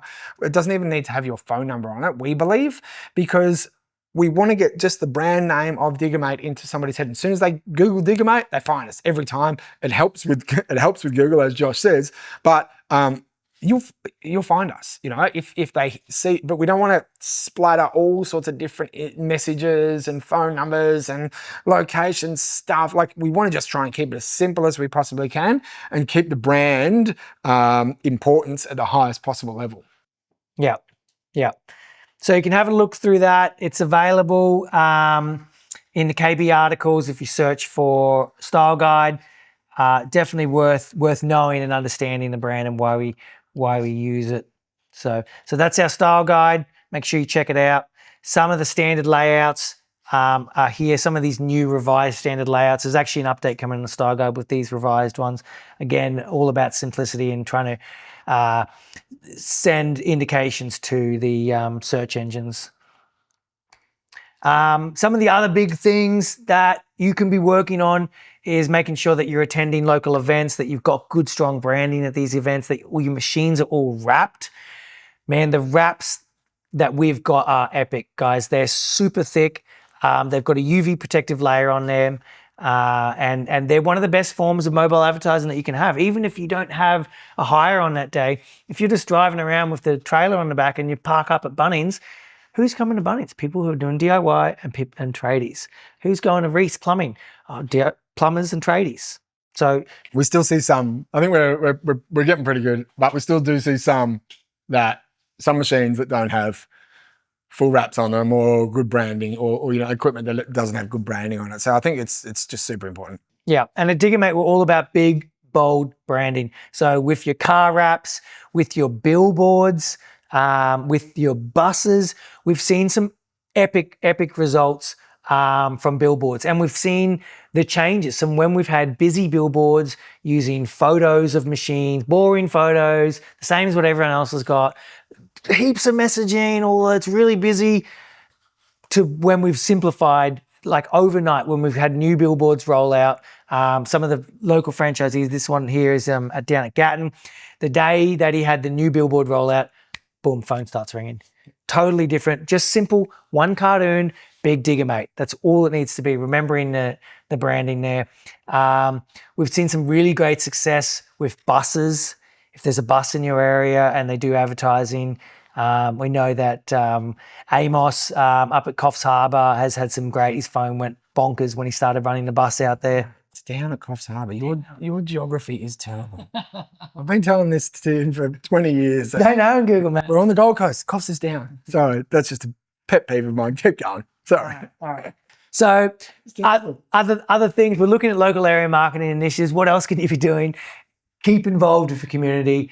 Keep promoting that. Make sure you're letting us know anytime you've sponsored a local group. Making sure that it doesn't even have to be cash. You could be offering the local church to do some free work for them. You could be offering the local sporting club to do some free work for them. Yeah, but the key is let us know about it, because Desert loves to write a blog article. So she'll write a blog article and get a mention with them. Hopefully we get a mention on their site and we'll give them a mention. Just make sure you're communicating that with us, because that, again, 1 + 1 = 3 synergy. If you're doing something, we want to support you with that, right? So it comes back the other way as well. So yeah, make sure you're letting us know so we can optimize in whatever way we can digitally for your community event. And potentially you're building really strong brand advocates. You can see here this review from Graham and Ailsa down at Diggermate. What have they got? Corona Downs. Yeah. Ormo and Dinmore. They've now built, this kid, they've given him a goodie bag and a bunch of toys and gave him a ride on the excavator. That kid's going to be a brand advocate for life, and his family, going to be super stoked around that. So we've got the merch, we've got the gear to be able to do this kind of stuff. We need your engagement. We need you to be out there doing it. So what not to do? Got a couple of things that we see where it isn't going to help. Be conscious around what print ads you're using. There's a lot of magazines out there that have massive numbers and massive impressions, and you need to be able to measure it clearly. If you're going to do a print ad, talk to us. And let's make sure we can try and get a clear ROI on it, like whether there's some kind of specific promo code or deal that we can measure. Oh, success. Okay, look, it looks like this. If you're going to go on the radio or something like that, we want to be able to help you measure it and measure success rather than just throwing cash at it. And if you're sponsoring local groups or sporting events, it's generally best if you are a part of those groups and going hand in hand. Like if you are going to sponsor a show event and you're not going to be there, then it's not as effective if you were there and you set up a stand and you were able to really drive that, hand in hand. I'm sponsoring the event and I'm going to be here and we're running a giveaway where we collect emails or we're going to give away. Yeah, you've got to be involved in those. I think just throwing money at a sponsorship just because they ask, because you think you're doing the right thing for the community, is not always going to be best for your business. I think if you were to do it, if you're not involved in the club or the community, whatever the event is, it's really hard to get value out of it. But if you're going to get signage on, if you're going to get 12 months worth of signage, sponsor this event, you get 12 months signage on the football club. Fence, for example, and if even if you're not involved in the football club, there's still value in that. But I would say, if you're into golf, then sponsor the golf club. If you're into football or soccer, sorry, Graham, sponsor the soccer football club or whatever. When you do the community events, do the events that you're involved in, because you'll get the most value out of it. Just sponsoring something and walking away rarely gives you any solid value for your business. Yep. Recurring theme here, I think. Don't let the leads go cold. Make sure you're following up with them as quick as possible. You don't want to wait more than 15 minutes to return a call that you get, even if you can't call them straight away. Sending them a message and acknowledging that they've called, and maybe they'll message back is always a way to if you're in the middle of something like that, you can't answer the call. And don't make it hard for people to deal with you. Be easy, be helpful, and responsive. Yeah, cool. And the next one is also, this is always, build your dream 10 list has always got to be on your highest priority, I believe. If you haven't heard of this before or you're not doing this, start now. Reach out to them weekly. Do something to make contact with your dream 10 list. Now, you should always be thinking about who your dream 10 list as well. And if you find somebody that becomes more important in the dream 10, or you find a new contact, well, then just replace them out for a while. Replace them with you don't have to continually chase 100 people at a time. Just focus on 10 and just get those 10 across the line, then work on the next 10, then work on the next 10. And if you're sponsoring a club and you meet somebody and you think they should be on the dream 10, then put them on there, drop somebody off and just focus on them. So, and this should be a weekly activity. Not I did it 3 months ago, or I tried that once and it didn't work. There's no such thing. There's just we just keep contacting them, being friendly to them, asking how their projects are going, seeing what's going on, reminding them that you're still around if you need an excavator or any equipment, hey, I'm still here, don't forget about me, and it'll come around. And you're keen to earn their business. And what's it going to take? Sometimes is it that you need to offer a free delivery? Is it that you need to offer them a half price on their first hire to get them across the line and get them using you? Like, it's best to keep being proactive. So not when it gets quiet, I know it's quiet now, I need to find customers. If you just build the habit of doing this reach out just a little bit each week or a little bit each day, it's going to keep compounding and you're going to grow your business, grow that recurring income, keep winning those new customers and bringing them in. And it's constant, because someone who said, as I said before, someone who said no to you 3 months ago doesn't mean they're going to say no today. They might have had a bad experience last time, or their guy shut down or something happened and they said, oh yeah, actually, I'll give you a try this time. Let me see. And great. Thanks for a chance to earn your business. So some of the other things that you can work on, we've got heaps of great ones that are also in the cookbook here. Building your local partnerships with trades and suppliers. You should know all the local suppliers in town that are servicing tradies, and you should have already asked them if you can put your flyer there, and if they have any business for you. As we said before, sponsoring schools, sporting groups or events. Visiting work sites. If you are doing a pickup or a drop off and you're on your way back through an area that's getting constructed, popping your head over the fence where you see some tradies, just saying g'day, telling them what you do, introducing yourself, and potentially even letting them know, oh, do you want me to do your site cleanup? You guys are too busy. I can do a deal for you on the site cleanup. It's a great way to get these tradies on board. Being active in your local community, joining any local groups that you want to be a part of, attending local fairs, trade expos, branding your machines and your vehicles, using the local signage. The core flute signs are epic. They're epic, they're cheap. Throw as many up as you can in as many places. It's really just about building that brand awareness. In my area, a lot of the gyms do it, and I always end up signing up for the gyms and doing those 30-day challenges and all that kind of stuff. So it gets me and it makes me remember the brand. So local specials are a great opportunity. You know, your weekend rates, your combo deals that we talked about before. And if you're not sure, keep that cookbook on your coffee table and always open it up when you have a spare moment. This is the surefire way to grow your business. Yeah. And we should be in a growth mindset. You know, Diggermate is a business that can have unlimited leads because we're not limited to the amount of work we can do. You know, and I think this is one interesting thing about our business versus other types of franchise businesses or even service-based businesses, where once you've filled up your week with work, that's it. You can't really chew any more hours out of the week because you've only got yourself to do man in a van style work, or you need to employ another person. But with Diggermate, it's just as simple as getting more machines and more assets. So we should be in a growth mindset all the time. We're a growth mindset business, and so that's why we talk about marketing so much, because the only limitation to your business is the amount of customers you get. It's not about the amount of work you can do, right? Which is a real key thing here. So you know, the ceiling on Diggermate is unlimited. It's only the only limitation is how much work you want to do to grow your business, and we're here for you as well. We're here doing the same. You can hear all the things that we're talking about all day long. We're always behind the scenes thinking of the next thing, trying to build more opportunity to grow the Diggermate brand and opportunities for your business. So I hope you're with us on it. That's a bit more about local area marketing and what you can do to grow your business.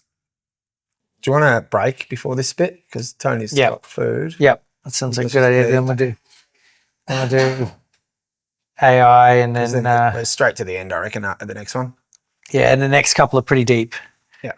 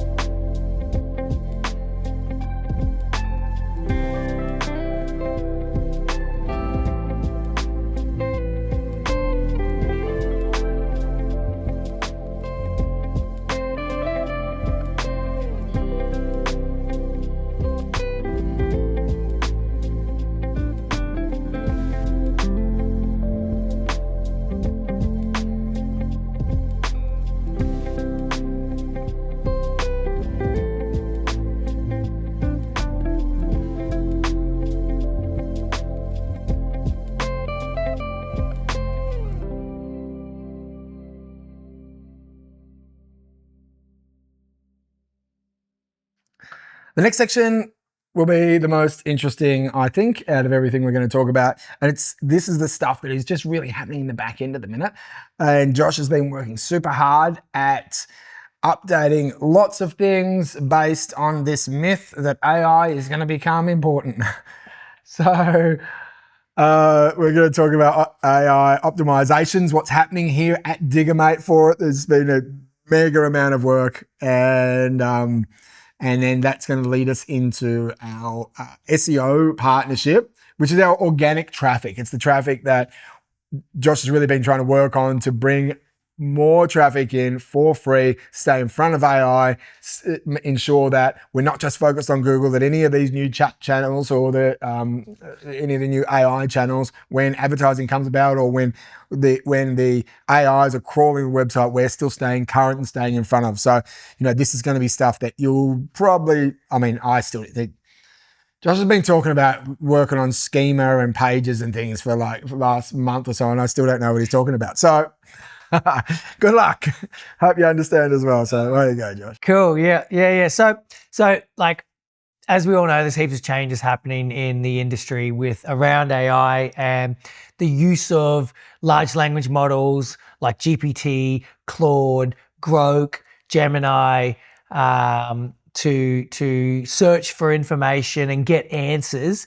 And some of the trends that we're seeing less CTR. CTR is click-through ratio. So the amount of people that normally see a website in the ranking versus the amount of people that click on it. So what's happening is now, especially since Google's launched its AI overview, you'll start to see it pop up there where it'll give you answers on things. You may not necessarily need to click. And so how is that going to affect us? Someone searching, how much does it cost to hire a mini excavator?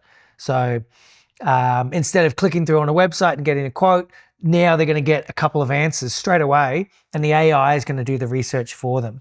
So something that's definitely been on our focus, and we've been working through page by page to make sure that on the information it's able to be read in the right order and has the right information that these chatbots and these large language models are looking for.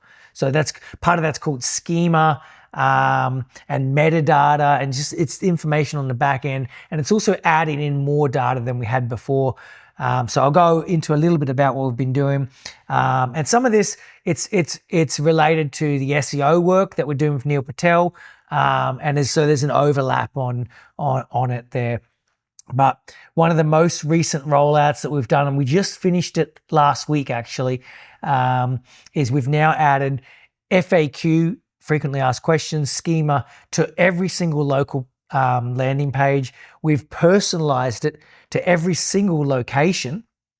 So questions like, where can I find reliable excavator hire near Helensvale and the Northern Gold Coast? What type of equipment hire services are available in Helensvale? How much does a mini excavator cost to hire in Helensvale? Do you offer wet or dry excavator hire in Helensvale? What size diggers are available in Helensvale?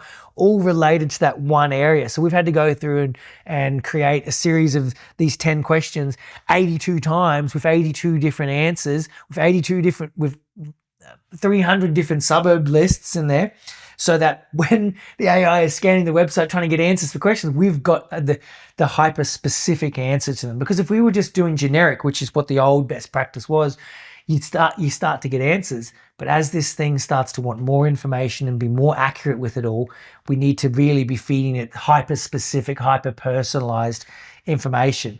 So that's the new schema we've rolled out on FAQs with the help of Neil Patel. Some of the other schema we've been adding is we've been linking our local landing pages to the Google My Businesses and making sure that the AIs are able to understand that, Helensvale has 82 Google reviews. So this local landing page has 82 Google reviews. Then as a child business essentially, and then as the parent business, Diggermate as a whole has 3,000 Google reviews that are a accumulation of this one, and this one, and providing the data on the back end so that when the bot scans this site, it can go, they've got authority because they've got this many reviews. And so then we're adding in some of the reviews from Google My Business and putting that data on each page. So every local landing page has data from your Google reviews. We've gone and implemented those. We've linked it and pointed it so that it knows, oh, this is our Facebook, this is our LinkedIn, this is our YouTube, and added this information onto all of the local pages so that when the bots are reading that back end, they can very quickly get a snapshot of how much industry authority we have. So you can imagine that compared to a local business that has one location, we've got our 82 or so plus locations. We've got a huge wealth of information, huge wealth of authority that these chatbots and these LLMs are able to read there. So What's that previous page telling me? What is that? What's that graph telling me there? 152. this is one of the tools we use to analyze whether we've put the information in correctly. It's also this is my fear on this guy. When we get errors on here, I'm stressed because we need to fix them as quick as possible because it's not reading our website properly. So this here is the review snippets. So we can see recently they've come through. This is the breadcrumbs, as we call them, data about our business that Google is reading properly. And it's a part of our Google Search Console. So I'll load that up very quickly and if it it wants to load here, so we can see here. Hey, some reds. Yeah, there's some reds, but they're gone. They're lowering back down. You know? So and sometimes what is in best practice doesn't always work because Google changes quickly or the information is outdated. So we have to making sure that we're checking, and it doesn't happen straight away. It might be 3 days later we're going to get the warning. So we're like, oh crap, okay, we have to go back and fix that. But you don't know straight away. So on here, it gives us a lot of information about how our pages are loading. We have what's called the core web vitals. I'll get into those a little bit later, but they're some of the core metrics Google use to rank our website and can see whether users are having a good experience or not. So cool. I won't ask any more questions. Keep going. Go. Sorry, I did apologise that I said I couldn't keep up with this. Yeah. If you keep asking Josh questions on this, he'll talk about this. So definitely the trend, is users are asking AI instead of Google as well, right? So even Google themselves are experiencing this drop off. That's why they've introduced Gemini. But now, especially I know in my own case, I'm asking Grok, I'm asking GPT to do the research for me. So again, what we're doing is we're making sure that we're listed in all the key directories, the review sites, that we've got expert content. So we're working on a number of blogs, and I've realized we didn't actually put them in this presentation, but we've got a number, I'll get them to show up shortly. We've got a number of blogs that have been created that are targeted towards questions and position us as a brand authority in an industry, so that increases our relevance to these chatbots when they can see, okay, well, we've written an article of 800 words, we're an expert in this industry. What can you do to help us with this? Well, you can more backlinks. So when another website links to us, it's called a backlink. That gives us the more backlinks from individual websites to us gives us brand authority, and it indicates to Google, it indicates to these AI language models that, hey, we're a high authority website. At the moment, I think we've got 400 or 500 so different backlinks from different websites.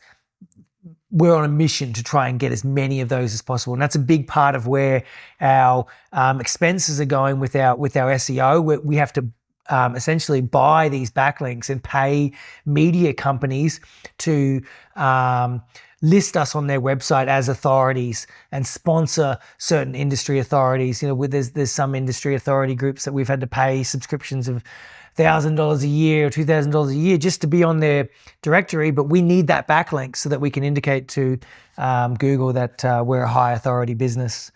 So what else can you do? You can share any local wins, any local community sponsorships, any sporting sponsorships, and we can make sure that backlink's showing up. We can write a story about it. Helps us have more content for our website there.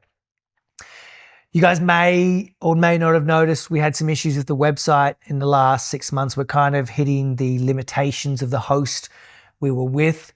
And I was banging on their door and asking them to get things sped up and fix things and the time frames. And it was such a massive project. We were like, oh, well, we'll get this done first and then do this later. And it progressively was getting more and more imminent that we needed to change hosts. So we've moved on to a new host. We have a new high-speed dedicated server. We're already seeing better uptime. We're already seeing better reliability. We're already seeing some faster load times on some pages. There's still more work to go. We've got a new caching policy and a new optimization policy that I'm working through bit by bit. And the whole site needs an overhaul because it's built on a very heavy infrastructure that was great at the time. And as we've been adding more and more features into it to make sure that we're doing it, Google's requirements are getting stricter and stricter and stricter and going, well, the page has got to load in 0.2 of a second. And if you have 6 scripts, that's too many. You're only allowed 3 scripts. And so then you've got to combine the scripts. But then when you combine a script and then the map embed stops loading. And so then you've got to pull the map embed out and then combine the other scripts. But then you need this other thing to load. And so I've been going through and analyzing how these load and working out, oh, okay, this bit of JavaScript. Oh, so then we're using this map embed. Oh, but is there a more efficient map embed? Okay, I've got to do some research. Okay, this map embed should work. Or I go okay, let's get rid of this video embeds and replace them with images over the top so that it loads quickly. But when they click on it, then it loads the video behind it. Oh, wait, that's broken something else. It's broken now this bit up here. So kind of trying to figure out what are the scripts that are running and work out, well, what's the low-lying fruit that we can pull away. You may have noticed some of our old landing pages had images with an overlay on top of them just as the background, and these images were like a megabyte, and it's adding 2 seconds to our load time. And so I've stripped that away and made it load quicker. And but eventually we're going to get to this point where we need to rebuild the architecture that the site's built on and build it ground up. So something that's coming, but we've still got a few more changes, and it's working quite well for now. Especially with it now that we've got our new host coming along. But some of the metrics that we look at is what's called the largest contentful paint. So what's the largest image that loads up on the screen? How quickly does that load? How much script blocking time are we deferring stuff from different scripts? So there's tracking scripts, there's authentication scripts. All of our forms have to have a little recapture from Google to kind of say that you're a bot and not some spammer who's going to overload our website. Does the website cumulative layout shift? Does the website shift when it's loading? Does it make it hard for the user? How does the structure work? Do the headers flow in a logical order? And so these are some of the metrics that Google ranks us on. And it's sometimes it's 2 steps forward, 1 step back, because we might implement a new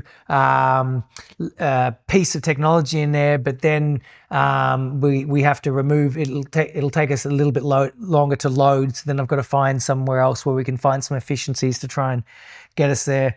And then Google ranks us on all of this and sends us the data of the last 28 days of all the users on our website. So we kind of start to get an understanding on it there.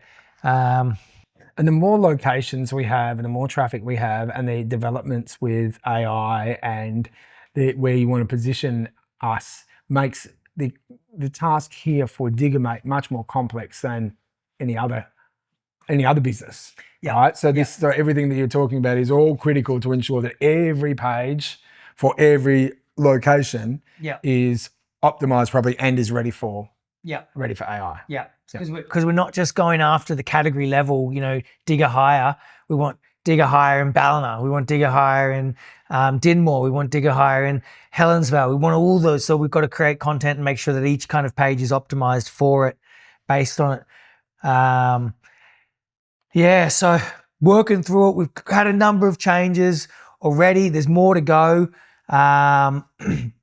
We've been refreshing, as I said, the metadata so that the AI tools and Google can easily read and rank our pages, making sure that, especially with the help of these SEO guys, that the Neil Patel group, that we are within the best practices. And this is something that keeps changing. Every 3 weeks, Google releases a new update and says, these are the rules we want you all to follow. And then 3 weeks later, they go, actually, we've changed some of the rules. We don't care about that anymore. We care about this. And so we're just trying to make sure we're staying ahead of it. We've been adding all the schema in so that we can get the location-specific info. That was a huge job to go through and build out those questions for each location and get it all in there. There's still more to go. Been updating the header optimization to make sure that the flow is correct, that it's reading it in the right order. Working on reducing the CSS and the JavaScript load times. Working on the caching, which I've recently rolled out a couple of days ago, which I'm hoping when I see the real world results from the users that we're going to really see a big uplift. I'm expecting a 20% uplift on that just from that. So I'm pretty excited about it. I know no one else probably is, but it really gets me going. So that's a bit about our core web vitals that we've been working on and the AI optimizations. There's a lot of overlap into what we're about to talk about next, which is our SEO partnership with the Neil Patel Group. A lot of it is similar stuff with some of the same stuff that we're adding on there. So onto our new partnership. Yeah. So SEO is search engine. I'm going to explain it how I understand it, then you can take over. Search engine optimization, that's allowing us to rank really highly on Google, also now to rank highly on AI and come up on the on all the AI platforms. And SEO has always been a very long-term strategy if you're going to get it right. In the early days of Diggermate, we did a lot of just content online to increase our SEO and make sure that every location ranks on the first page of Google. That was our commitment, and we successfully did that. But we did that with the help of all our social channels, of YouTube as well, of you guys getting Google reviews. And we certainly have an epic baseline and epic. We've always seen that organic has been 30% of the traffic, which is super strong. That's not enough for Josh. It's just not. He wants to be number one, ranked as one of the, if not the number one in our industry for this, for SEO. And that'll bring a huge amount of value to your business, to the brand of Diggermate entirely. And to do this, it takes a lot of work over a long period of time. For those of you who were at conference this year, you probably did me a disservice by telling us how good Josh was doing, because he came out of that conference with his head the size of a hot air balloon, and he's like, right, I'm going to go and this is my next thing, is to get Diggermate to be number one on all search engine platforms. And we spoke about it for a while, of how we'd go about it, and Josh was researching a lot, and we got to a point where I said, if you just had an unlimited budget and you could just do whatever you would want to do, what would you do? He said, I'll go work with this guy. He's the number one. I'll go work with him. So we had a weak moment of giving in to Josh, letting him do whatever he wanted. And the end result is we've followed his lead, and we are now in partnership with a guy named Neil Patel. And I'm interested to hear the next part of this, because that's about as far as I've got with it. And this has been happening since about the start of the year, as soon as we got over the Klaviyo integration and stuff.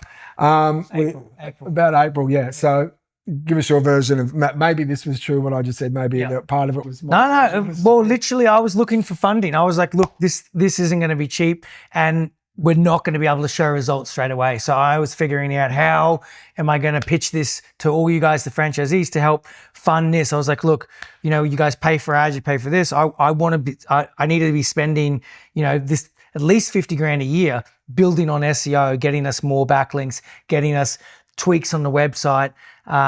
Where are we going to get this funding from? And Mick and Tony and the management team all were able to go, well, look, let's go for it. Let's just go our hardest and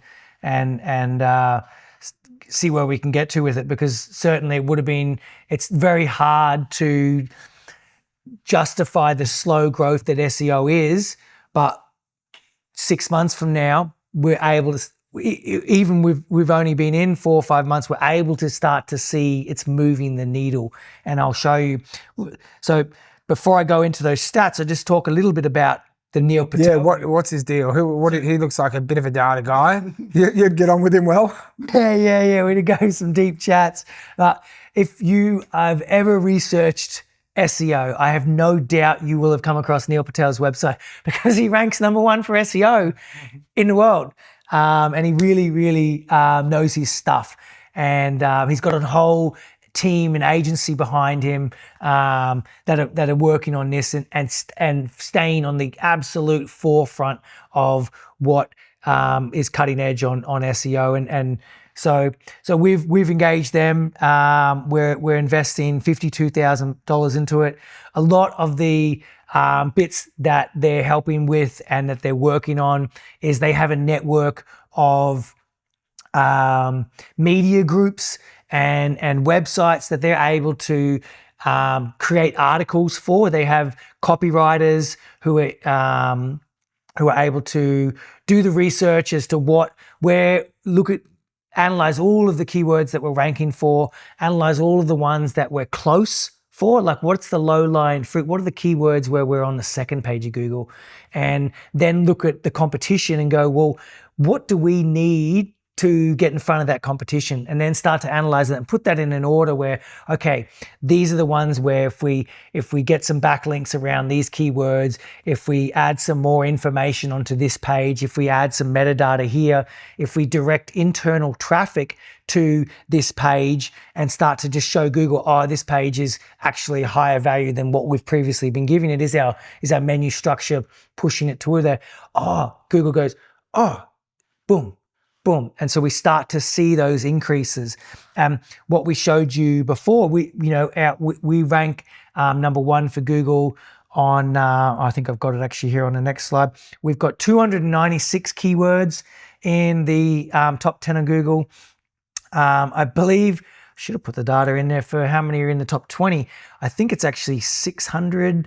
No, it's more than that. And so they're the ones we're going after to try and get that extra traffic, get that extra authority, and making sure that it's relevant. And it's not just that we're ranking high in those keywords. We need to make sure that they have a high relevance score to us as well, because if we can get a ton of traffic from keywords that aren't relevant to us or people hiring machines, it's just going to fluff our balls, as they say, but not actually give us some more hires, which at the end of the day is what the #1 thing we want is. We want more hires and we want more customers who are hiring off us.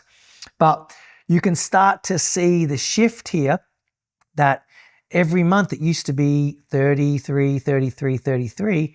We're starting to see the shift that organic search is starting to creep that up. And what I would expect is that organic will eventually hit 50%.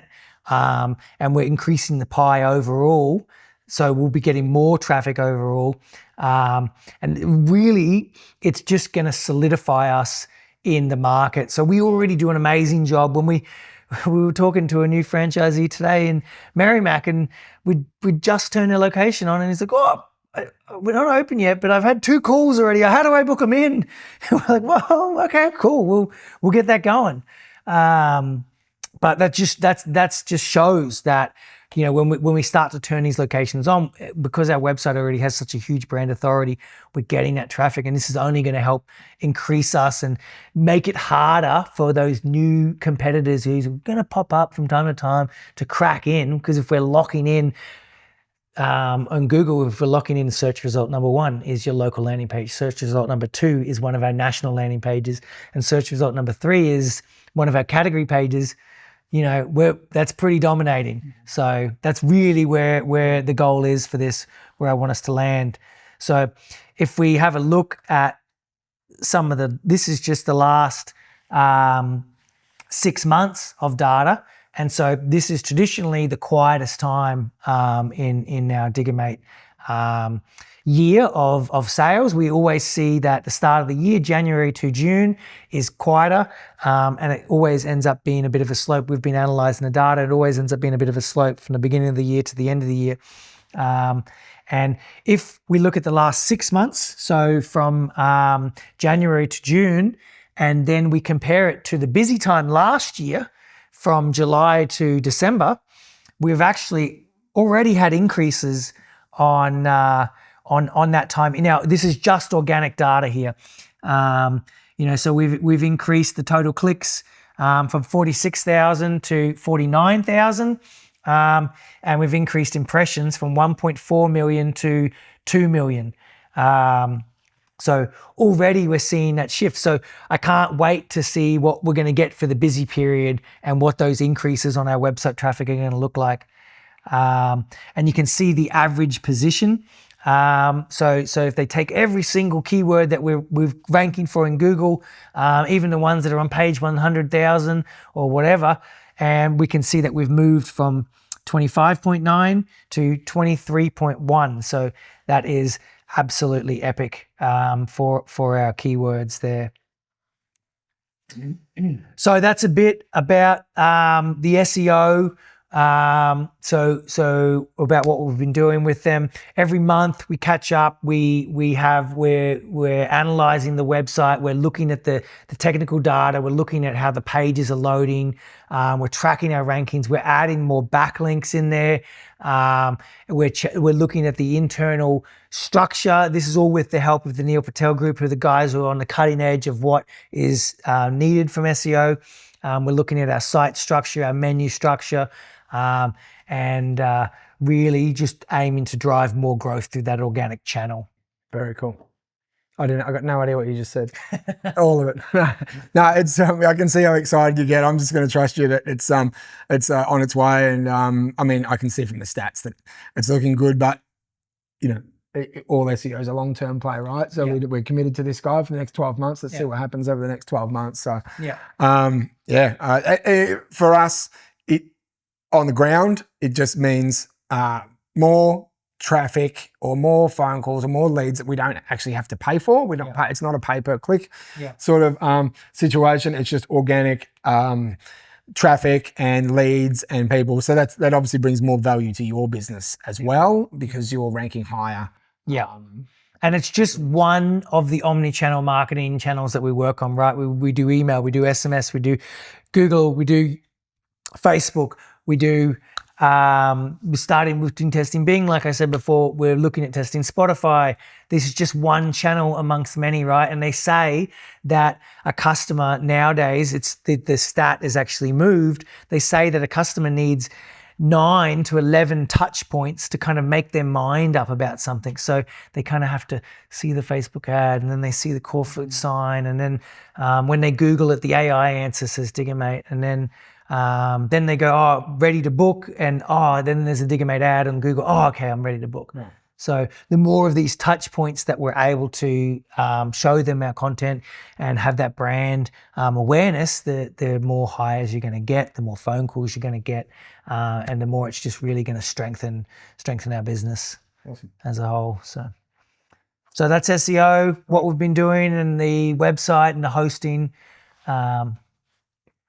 How long until you finish your website hosting activity, like the website activity? So you've been pretty deep on this for the last little while. How long have you got to go until we sort of come out of it and go, right, we're set? Well, the focus right now for me is to finish off this caching policy.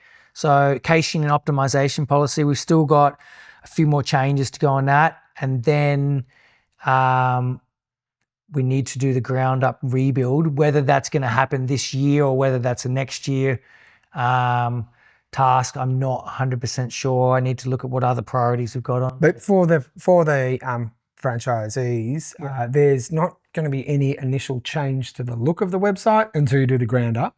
Or even when you do we're starting to refresh the local landing pages already. Yeah. We're adding more information onto those, like we did with the FAQ. We're changing our maps embed from one platform to another. We'll probably shift the video and some more category information. There's some video embeds down the bottom, which we're just weighing up the benefits of keeping them versus swapping them to something else. Mm-hmm. We want to embed live reviews on there. But they'll notice a few little subtle shifts with it as we keep rolling them out. But that'll be the next kind of big one there.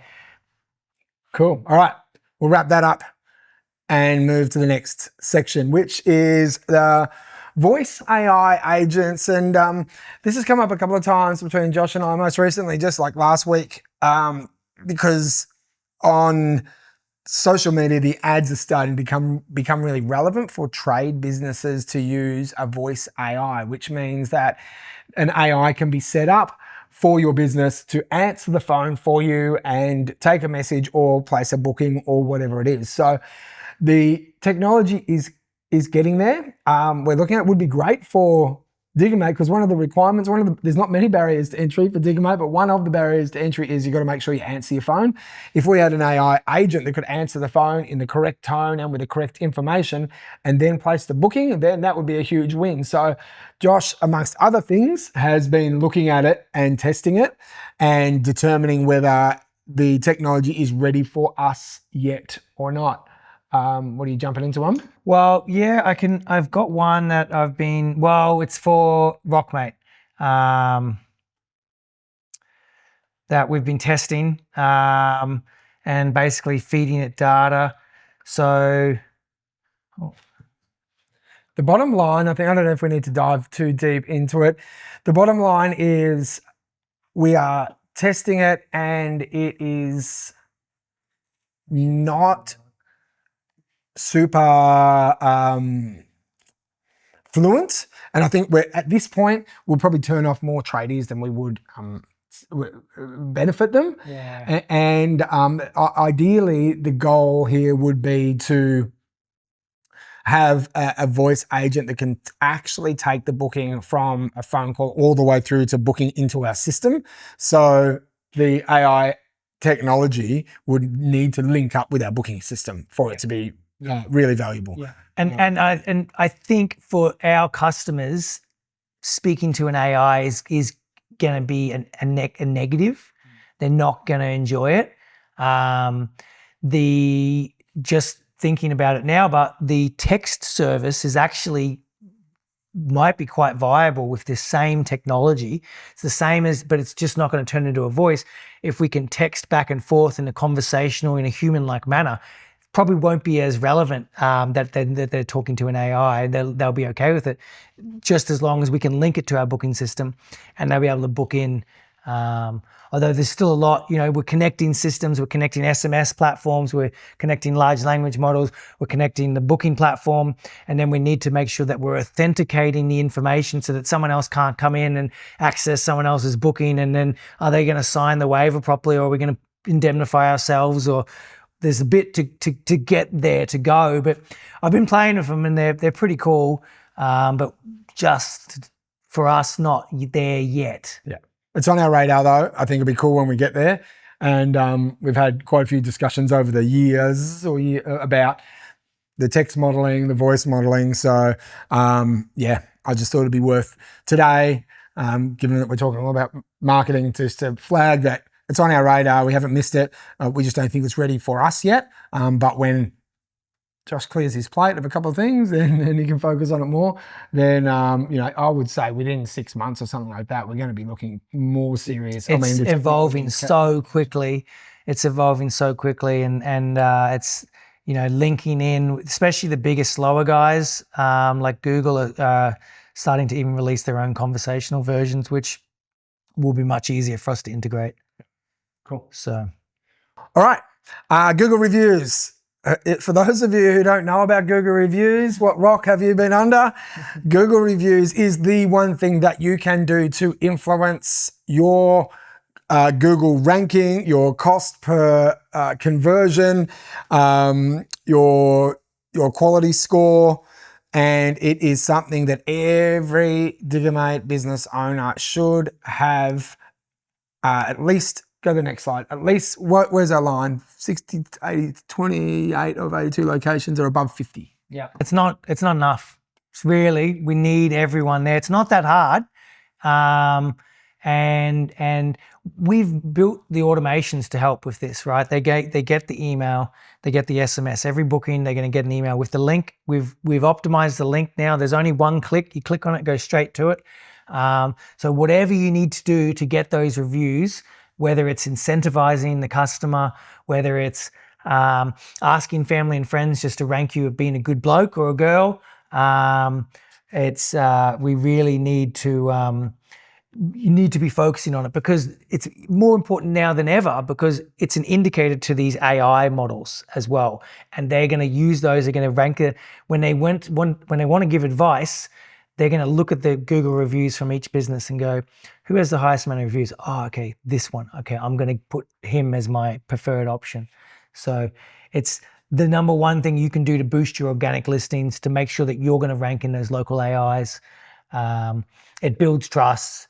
And as we know, 90% of customers read online reviews before making a decision. And it comes back to the 1 + 1 = 3 synergy. I'm going to keep on harping on it. You've heard all the things, and you may have understood some of them, but all the things that Josh is doing with the website to build better ranking, the investment we're making to build better ranking. And there's not a great deal you guys can do to get better ranking on Google, except for one of the major things, which is probably the most important thing out of everything, which is Google reviews. So with all the things that are happening in the background that you've just heard about, hopefully you're a little bit motivated now just to ask the question of every customer that leaves your yard. Hey, can you give us a Google review? Hey, at the end of this hire, you're going to get asked for a Google review. Can you give us a Google review, please? Yeah. Hey, if you've, I really need a Google review. Hey, I need to get to 50. Just say I need to get a hat. Give them a hat, whatever. But just ask them. You don't even need to give them anything. Just ask them, hey, I need to get to 50 Google reviews. Can you give me a Google review? Well, if you could do it. Just, First, make it real. Yeah. All you need to do is ask. And it's so important. And the thing is, there are some locations who've been operating for years who haven't hit this mark. And I'm not going to call people out, but we see some of our new locations who've been operating less than a year, and they've got 60 to 80 reviews already. It can be done. It can easily be done. It just requires a little bit of focus. And honestly, you will notice the difference. When you hit 50 reviews, your organic traffic just on your local landing page is going to increase. It's such a strong indicator. If you can get to 50, you'll notice it when you get to 20. You'll notice it when you get to 50. You'll notice it when you get to 70 or 100. Massive differences in organic traffic. So, personal approach, as we said, works best. Add a little incentive if you feel that way inclined. I know that we use Joe's example down at Morphevale. He's got a great one down there where he has a fridge on site, and at the end of every hire, he's got a QR code with his review on there. He says, grab a beer, but just make sure you leave me a review if you grab a beer. You can put cans of soft drink in there. You can put lolly packs. You can put your colouring in books, whatever it is, but you need to be asking for it personally. The email and the SMS isn't going to work without you asking. It's that personal approach. We are already bombarded with so many requests. It's when you personally connect to your customer and say, look, mate, it would really mean the world to me. I'm a new business. I'm trying to start up. I'm trying to grow. I've got a family. Can you leave me a Google review? It's going to help me grow my business. I really appreciate it. That's what's going to get them. So it's not that much to ask for it. Great. Google reviews. That is it. We might take another little break because we've got still a few to go. We're almost through. Thanks for sticking in. For those of you who got here first thing this morning, thanks for hanging in there. We are going to have a Q&A session at the end of the day, and any of the conversations we're having in chat, if we need to bring them up, or if you're sitting back and holding on to any questions, drop them in the chat and we can answer them now and bring them up at a Q&A at the end of the day. But that was pretty heavy. That was even heavy for me, and I already knew it was coming. So let's just have another break for 10 minutes, and then we'll come back. We're going to talk about the ultimate marketing checklist, which you all should have seen many, many times before. We're going to do some sales training. We're going to talk about the Facebook local pages and where we're at with them these days, because that's been a very contentious topic. And then we're getting towards the end of the one-day marketing bootcamp for 2025. So let's take a break. 10 minutes, we'll be back and we'll continue on.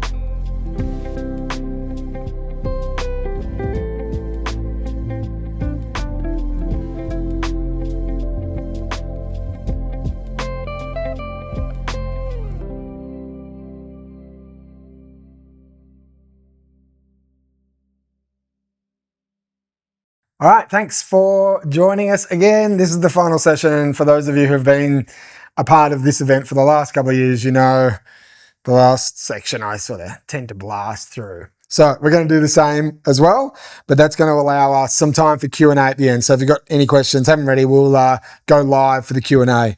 So Ultimate Marketing Checklist is the next section that we're going to talk about. Now, you would have had the Ultimate Marketing Checklist sent out to you a week ago. This is your health check of 67 ways to market your Diggermate business, just to rank yourself to see how you're going. There's no judgment here. It's just a matter of here's a list of all the things that you could be and should be doing in your business. Are you actually doing them? And so we built this a few years ago, and each one-day marketing bootcamp, we have gone through it. But this year, we've obviously sent it out to you guys a little earlier.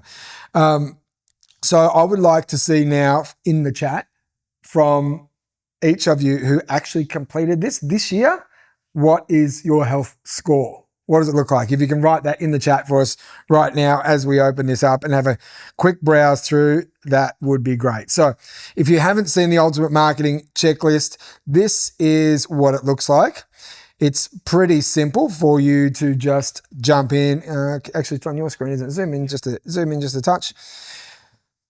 Pretty easy to jump in and just mark and read down each of the sections. So we've got the brand in you, your customers, on your mobile phone, strategic alliances, database growth, which is important, digital advertising, Google My Business. These are all the things we've been talking about all day long. They're all sitting here in one checklist, and there's probably some extras as well.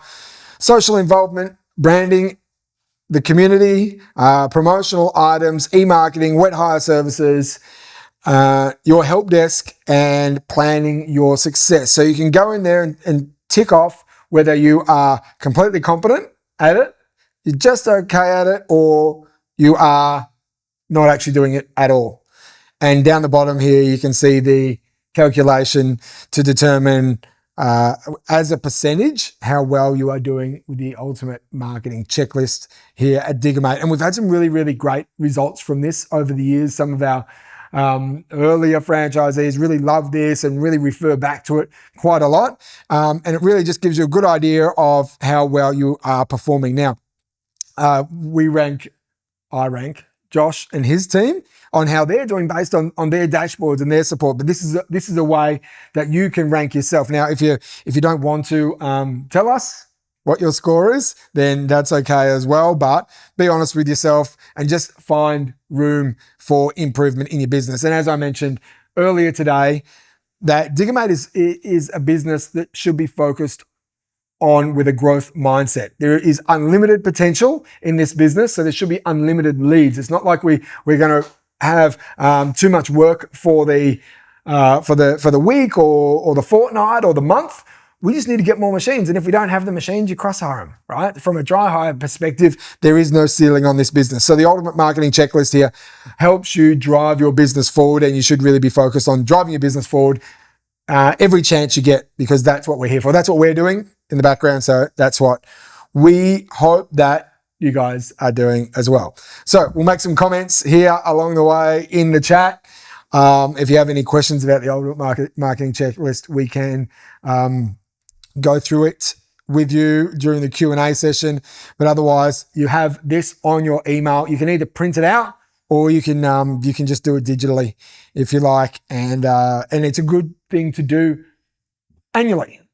So every time the one-day marketing bootcamp comes around, it's a good idea to do this to see where you're at. Because we talk about a lot of things, but this is just a good physical reminder of the things you can be doing for yourself. Okay. Sales training. Next one, sales training. So there's two things in relation to sales for your Diggermate business. And the first one is called the 30-second phone call. And for those of you who have been around for a while, you would have heard me talk about this, but I'm going to go through it again just really quickly for the new guys. And the 30-second phone call is a phone call that's quick and sharp and puts the conversation on your terms and wraps up the whole conversations and captures the booking in 30 seconds or less. Now, we spoke before about the 95% strike rate. And this might be why. If you're not following this, it might be why your strike rate of leads to conversions is 80 or 70%. So the key to the 30-second phone call is to, as quickly as possible, put the conversation on your terms, right? Because what I've learned over the years is, especially when it comes to DIYers, trades, not so much, but once you capture a trade, I just tell them to text me. Just text me and I'll just put you in. Hardly even talk to them. But when it comes to DIYers and people are hiring off you for the first time, a lot of them don't know what they need and don't know what they are booking. And when it comes to Diggermate, it's pretty simple. You've only got a few machines, especially in the early days. For those of you who haven't heard about this, you've probably only got 2 or 3 machines in your yard at the minute, so there's not a huge variety. You can direct them into the machines pretty quickly. But those of you who are calling may not, a lot of the time, don't know what they're asking for. So as soon as you can turn the conversation into a conversation where they are answering questions for you, the quicker you'll be able to get to the point where they are booking in a machine with you. So the way that works is pretty simple. There's a few things that you need to know about to ensure that they are going to hire from you, or the lead's going to hire from you, and it's going to be the right machine. So basically, you're going to hire them a mini excavator, right? And you know that mini excavators are good for any domestic, any household work, as long as they've got access to get through, right? So the width is important. The height is important, so you're going to need to check that. You're going to need to ask what job they're doing to make sure they're not leveling a 1 acre block, but they're just doing a digging out a trench, digging out a garden bed at home, whatever they're doing. So what generally happens is the customer calls up and they're like, yeah, I'm just calling about a mini excavator or hiring an excavator. Yep. And now, if you don't put the conversation on your terms, the way it goes is, yeah, no worries, yep. Well, what sort of machines do you have there? Oh, well, I got mini excavators and I got micro excavators. Oh, okay, well, I'm gonna, and the conversation isn't sharp, right? And it's going to be slow and drawn out, and they're going to ask random questions. The way it should go is when you answer the phone to somebody and they say, oh, yeah, do you hire excavators? Yeah, mate. Got plenty of them. What job are you doing? Oh, and you've done it already straight away. Oh, I'm doing a backyard job. Oh, yeah, cool. What sort of access do you have down at the side of the house? Is it over 1100 wide? Yep. Cool. Is it, have you got any height restrictions? Is there eaves or anything like that? No. All right, cool. Well, a mini excavator will do it for you. Do you have any experience on it? Nah, I've never used one. Okay, cool. We've got a YouTube channel for you. So you can just jump on the YouTube channel, watch all the videos, and it'll teach you how to use it. Do you have a car that can tow? Because all our machines go on trailers. So do you need it delivered, or can you tow it? You need a car that tows 3.5 ton. And they answer that question. Oh, no, I'll get it delivered. Cool. Just send me a text message with your name and email address, and then I'll put a booking in the system. You get an email confirmation and a text message.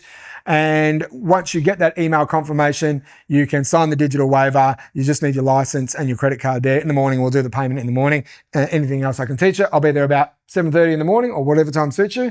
And that's all you need to know. So just send me a text message with your name, your email address, and your drop-off location. Then I'll have everything. All right? So really quickly, you've just told them exactly what they need, and you've got the information across that you needed to tell them, and you're going to get the information that you need to put the booking in the system. If it's a pickup, it's, oh yeah, mate, no worries, just send me a text message with your name and email address. I'll put the booking in the system. You get an email confirmation with the digital waiver you can sign as well. Bring your license and your credit card in the morning, and we can do payment then. And you'll get a text message with the pickup location, time, and any other details you're going to need to know. All right, that's the spiel you want to get to. But you want to ensure that you are getting them to answer your questions straight up. If you just sit there and wait for the correct questions to be asked, there's not much chance you're going to get a 30-second phone call. It's going to be more like 1.5 minutes or 2 minutes or 3 minutes. And then they're going to say, oh, okay, cool, I'll have a think about it and I'll call you back. Right?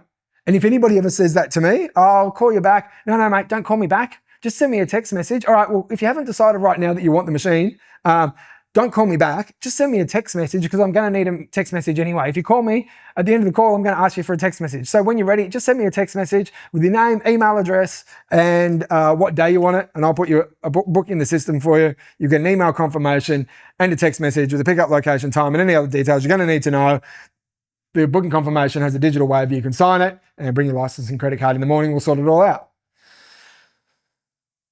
So you need to have that spiel. If you're new to the business and don't have that spiel yet in your head and you aren't putting the conversation on your terms early, start working on doing that and you'll find the conversation is much quicker. I believe it's better customer service as well. It's not like you're getting them off the phone quicker. You're actually just telling them the stuff that they don't know that they need to tell you. Right? And even just before this, I was talking to Josh about just customer service in general and how the world has changed in relation to customer service, and everybody just expects you to know already, know what you want or know what you need to do or whatever. And I guess that's because we've got Google and now we've got ChatGPT and the whole world has changed. But when it comes to Diggermate, we should all be trying to provide a really great service and a really great customer experience. And I believe a great customer experience when it comes to hiring a mini excavator is quick, sharp, straight to the point.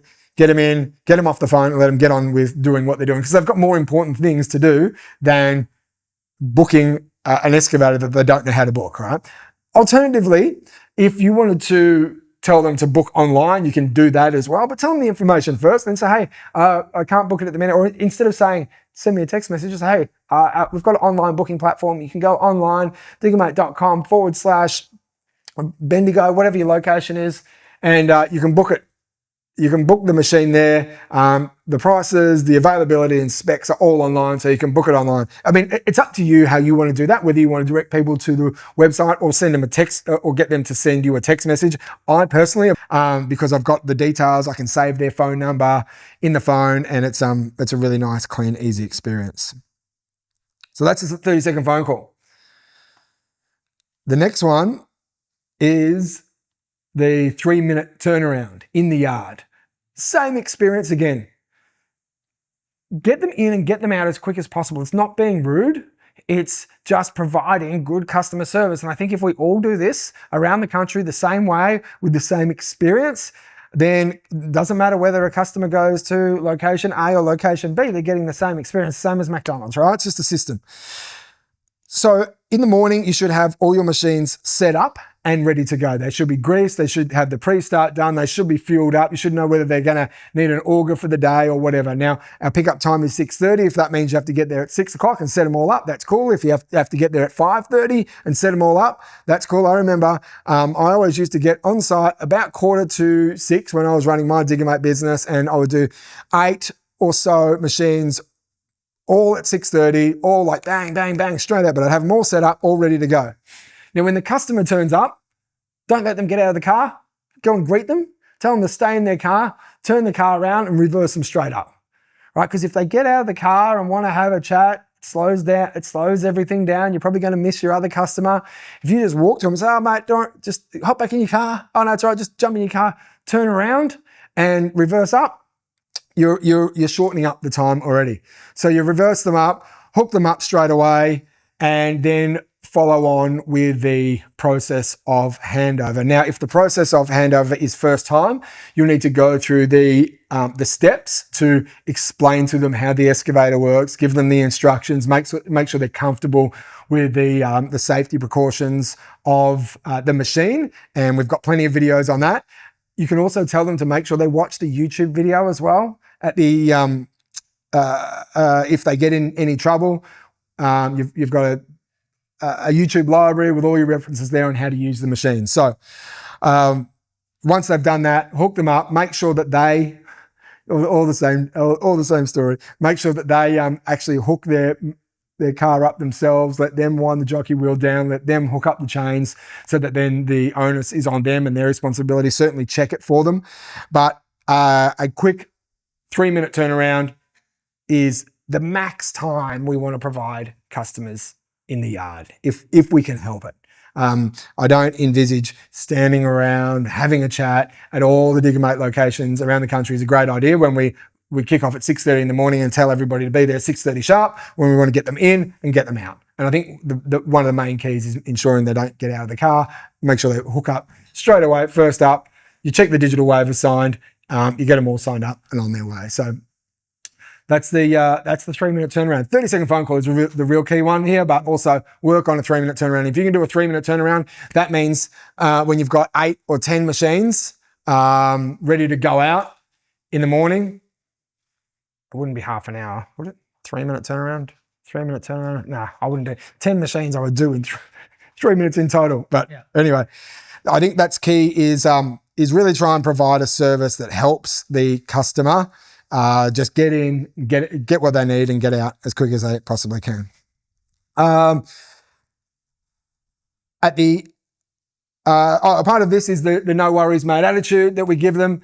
Now, the no worries mate attitude shouldn't be mistaken for she'll be right, mate. No worries, mate means that we're just going to make it easy for you, right? That's what it means. It's not like, oh, I should be right, just whatever goes. It's like, no, we'll make it easy for you and make sure you've got the equipment you need, make sure the equipment is right, make sure the customer service is right, make sure dealing with us is done easily and efficiently. And someone needs to change a booking, be easy to deal with, be flexible. If someone needs to, if it's raining, be flexible with them. It's not to take the piss. Oh, the machine's been brought back and I had to spend 3 hours cleaning it. Oh, I blasted it off for 2 minutes, mate. Can you make sure, normally we charge you a cleaning fee. I waived it this time. Can you leave me a Google review because I waived it? Yeah, or even do that, or even clean it off, charge them, but do it with a no worries mate attitude. Don't be angry at them. Hey mate, machine was filthy, cleaned it off for you, no probs, just sending, I've just charged your card, sending you through the invoice, all good. Yeah. Just give it to them with a no worries mate attitude. You don't need to be stitched up for it and you don't need to be out of pocket for it. You just need to do everything with a no worries mate attitude. Cross-sells and upsells at the end of their day, if you are there at the end of the day, and even you can do this at the start of the day if it's just very short and brief. What are you doing, where are you going are the 2 questions that you should ask every customer in the morning as they're hooking up. So what do you got on today, mate? Oh yeah, where are you going? Because what do you got on might lead into, oh, you're doing a shed slab, do you need a scissor lift for a shed? Or you are doing a retaining wall, oh, do you need an auger? And then also, where are you going for the day? Because you want to just have in your mind where all your machines are going for the day. But they're the 2 questions you ask, but the upsell opportunities are there as well. So make sure you're finding out what's next and giving yourself the opportunity to upsell something on the next one. So you've got scissor lifts there, you've got compaction plates, little dumpers. You can upsell fuel if you want. If you want to continually fuel up the machines and make a little bit on that, there's that opportunity. Delivery is an opportunity as well for an upsell. So our average sale amount is about $450, but you can increase that by just being aware that you've got the opportunity to upsell. Good upsell is the combo deals, tipper truck plus a machine. Great upsell. Did you know you can leave your car here or somewhere else and use the tipper truck at the same time to take the digger? Yep. So cool. So that's it. I just want to touch on that for anybody who hadn't been here before in relation to the sales process for Diggermate.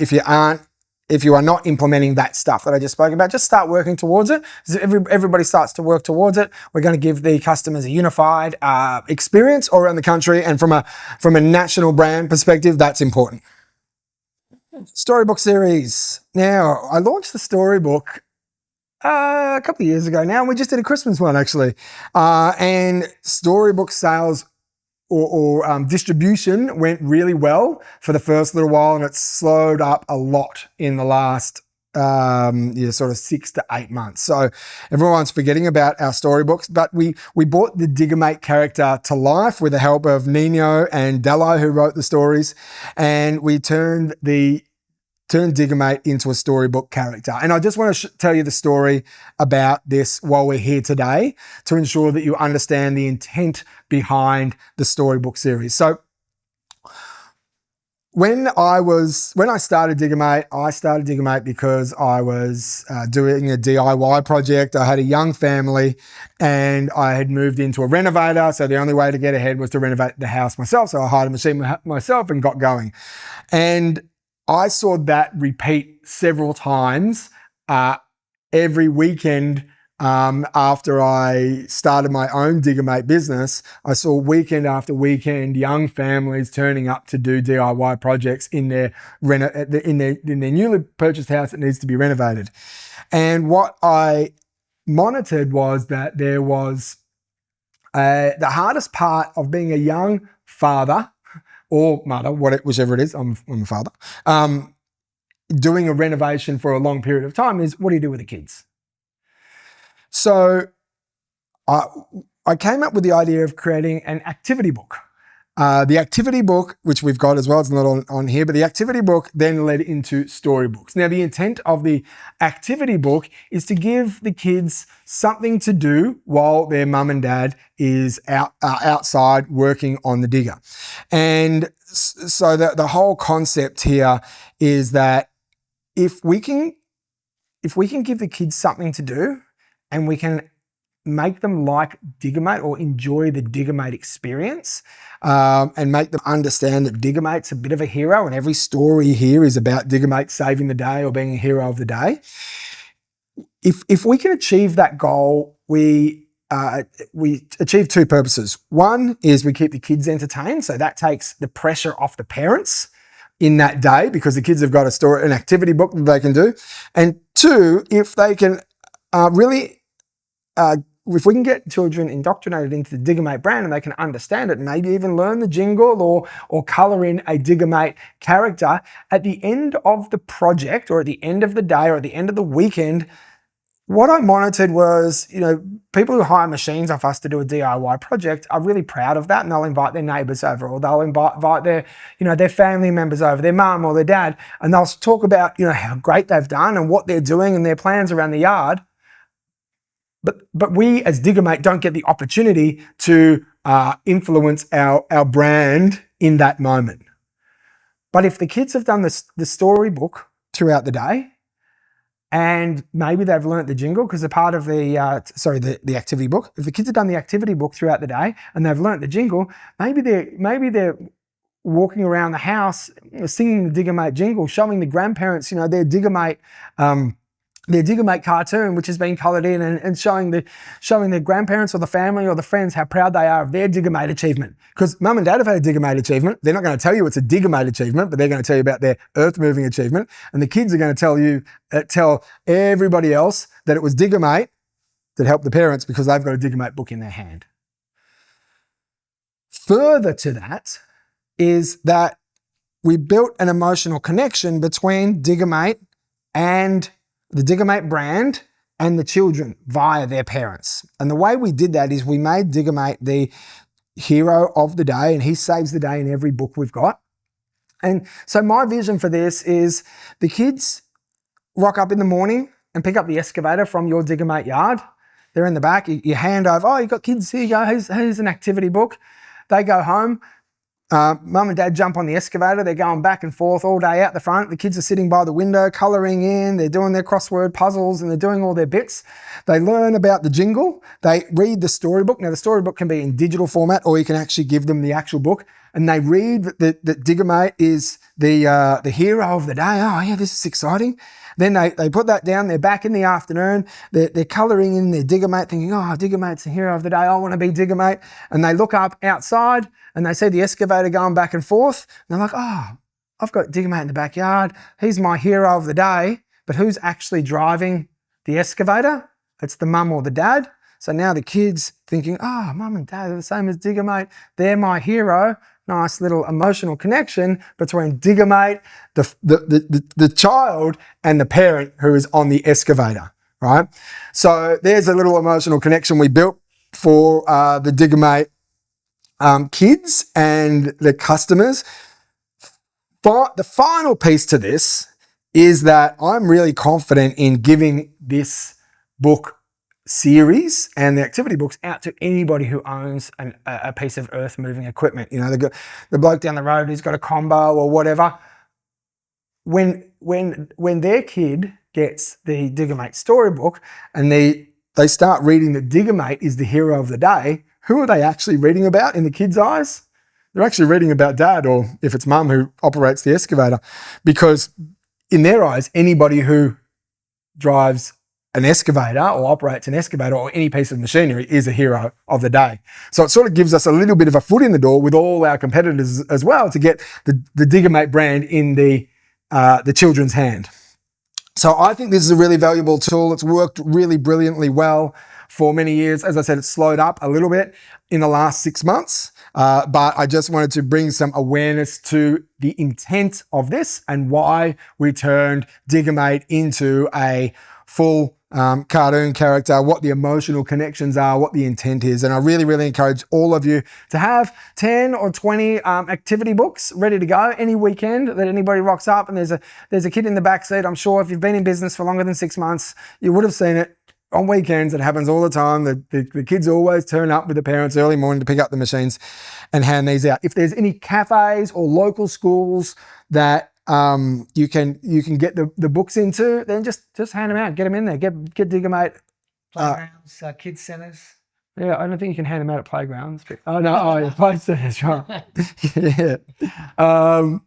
Yeah, so that's it. So I think it's a super valuable tool. Let's just remember it's there. We've still got plenty on the shelf. We've got the Christmas book as well.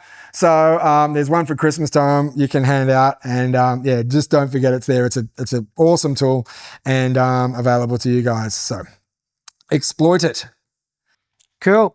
On to some more local area marketing initiatives that you can do. Big one that you can do early that doesn't cost you anything, that is great, is putting posts up in the buy and sell on Facebook Marketplace. We've got some do's and don'ts around it. It's a great way to get your name out there. You post these from your personal profile. You can post them in the local buy and sell groups and just on the marketplace itself. So make sure that when you're doing it, you can you basically navigate into the buy and sell section on Facebook. Take some photos of your machines. If you've got a yard, take some photos of your yard. The key with it is don't make it too commercial. You don't want graphics on the images. You don't want any overlays or anything like that. As we if it's too servicey, it'll end up getting taken down. So yeah, you can't do this from a business page. You have to do it from a personal page. Yeah. So they expect that they're personal ads. Don't go into Canva and grab the logos and all that sort of stuff. Just do a straight image of the machine and put your details in there. Yeah. Talk about the stats and the specs of the machine. And just a couple of photos. If it's wrapped, great. There's information. There's all the content that you could need on the knowledge base. Exactly. Yep. Cool. So that's Facebook Marketplace listings. We're moving into Facebook local pages. This has been a trial that we've extended. It's been a tough one because there are some benefits towards it and there are some negatives towards it. The benefits are we've seen some of the franchisees are able to engage through the page with other local businesses. We can do this through the main page as well, and you can do it from your personal page. So this definitely is something that is only optional if you want. My concern around this has always been that 1 + 1 = 3 synergy, right? If we're doing all the digital marketing, and you're also doing the digital marketing, that's and really focused on the Facebook page instead of all the other local area marketing stuff that we recommend that you do. That means our one doing digital marketing plus your one digital, and you're just focused on the Facebook page, doesn't actually equal 3. It actually just equals 1, right? Because you're doing the same as what we're doing. So that's always been my major concern. However, we have been testing this for a while and there has been some decent results. I certainly wouldn't focus on your local page over the other local area marketing things that we recommend as like your Dream 10 or adding to your local database, because then we can work with that, right? We've got something to work with, but this is having your own Facebook page is something that we are allowing, but there are some do's and don'ts in relation to this. Yeah, so we'll throw the link up in there. We've had to come in and set up some rules around it because the inconsistencies I've been seeing, with branding, with the use of the logos, with the use of imagery, low quality images. People have been pulling posts from the main page and not sharing them. It's actually working against us and creating a more fragmented image of Diggermate. And so make sure if you are going to do one, you have to follow these rules. I don't want to have to spend, we don't want to have to allocate extra resources to policing this. So anyone who has a page would have got a notice from us of whether you are compliant or not on what you need to fix for it. Make sure you check out the knowledge base on it. The bits on it are that, like, it's no small feat to run one of these pages. You know, it takes time and energy, and our thoughts are definitely that the energy is better spent on that Dream 10 list, on that reach out. It's certainly you're gonna get a better ROI from our perspective. But the rules are that you need to be posting once a week. Yeah, if you want to do it, this is these are sort of the guidelines that we want you to stick to. Yeah. So that then we are comfortable that it's an effective page. We don't have just all dead pages around. And also the branding is aligned with our pages as well. And we want to make sure that there is a clear identification between a local page and the corporate page. Yeah, and it needs to be compliant with Facebook's best practices. So you need to be posting once a week. You need to be supporting the main page. You need to share posts, not recreate them. You need to share the main page posts at least once per week as well. If there's nothing suitable in that week, you can look at older posts from the main page, but you need to be sharing it from our main page once per week or from the YouTube channel. We definitely want to see you featuring local suppliers, customers, and staff if you have them. You have to have our brand consistency. So you make sure you check out the style guide on that and that you're following the brand guidelines, logos, colors, visual style. We need to have admin access on the page for compliance monitoring. You need to be posting at least one video or reel per month.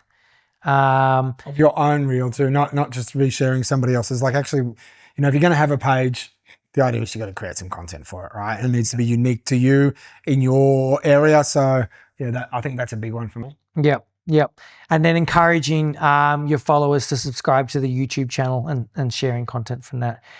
So check out the KB article if you do have a page. If you've got one running by now, you would have got a notice from us. We'll be coming around and doing the second round of compliance coming up. So please make sure that you're following us on that one.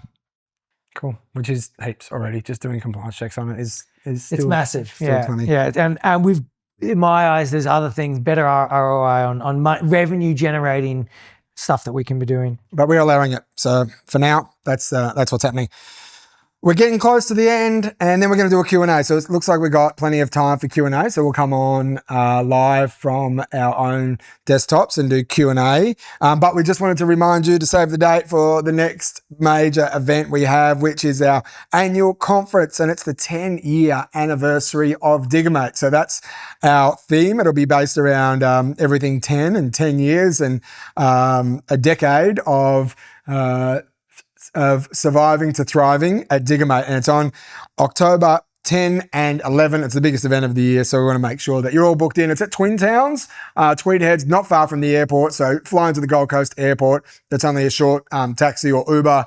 Wouldn't even be 5 minutes, I wouldn't think, or maybe it's 5 minutes drive. So we tried to place it really close to the airport, closer even than what it was last year. It's going to be a good event. It's going to be so much fun. Really, these conferences are just absolutely epic. It's a huge injection of energy and enthusiasm into your business.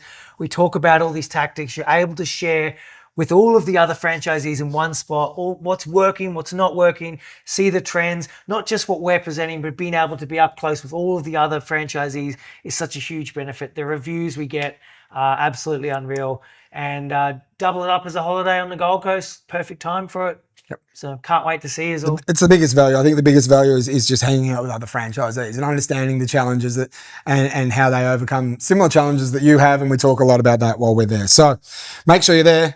And now it is time to wrap up this pre-recorded section and move into the Q&A. So thanks for sticking around here at the 2025 one-day marketing bootcamp. We'll flick it over now to Q&A and stick around for however long we need to stick around for to answer all your questions. See you there.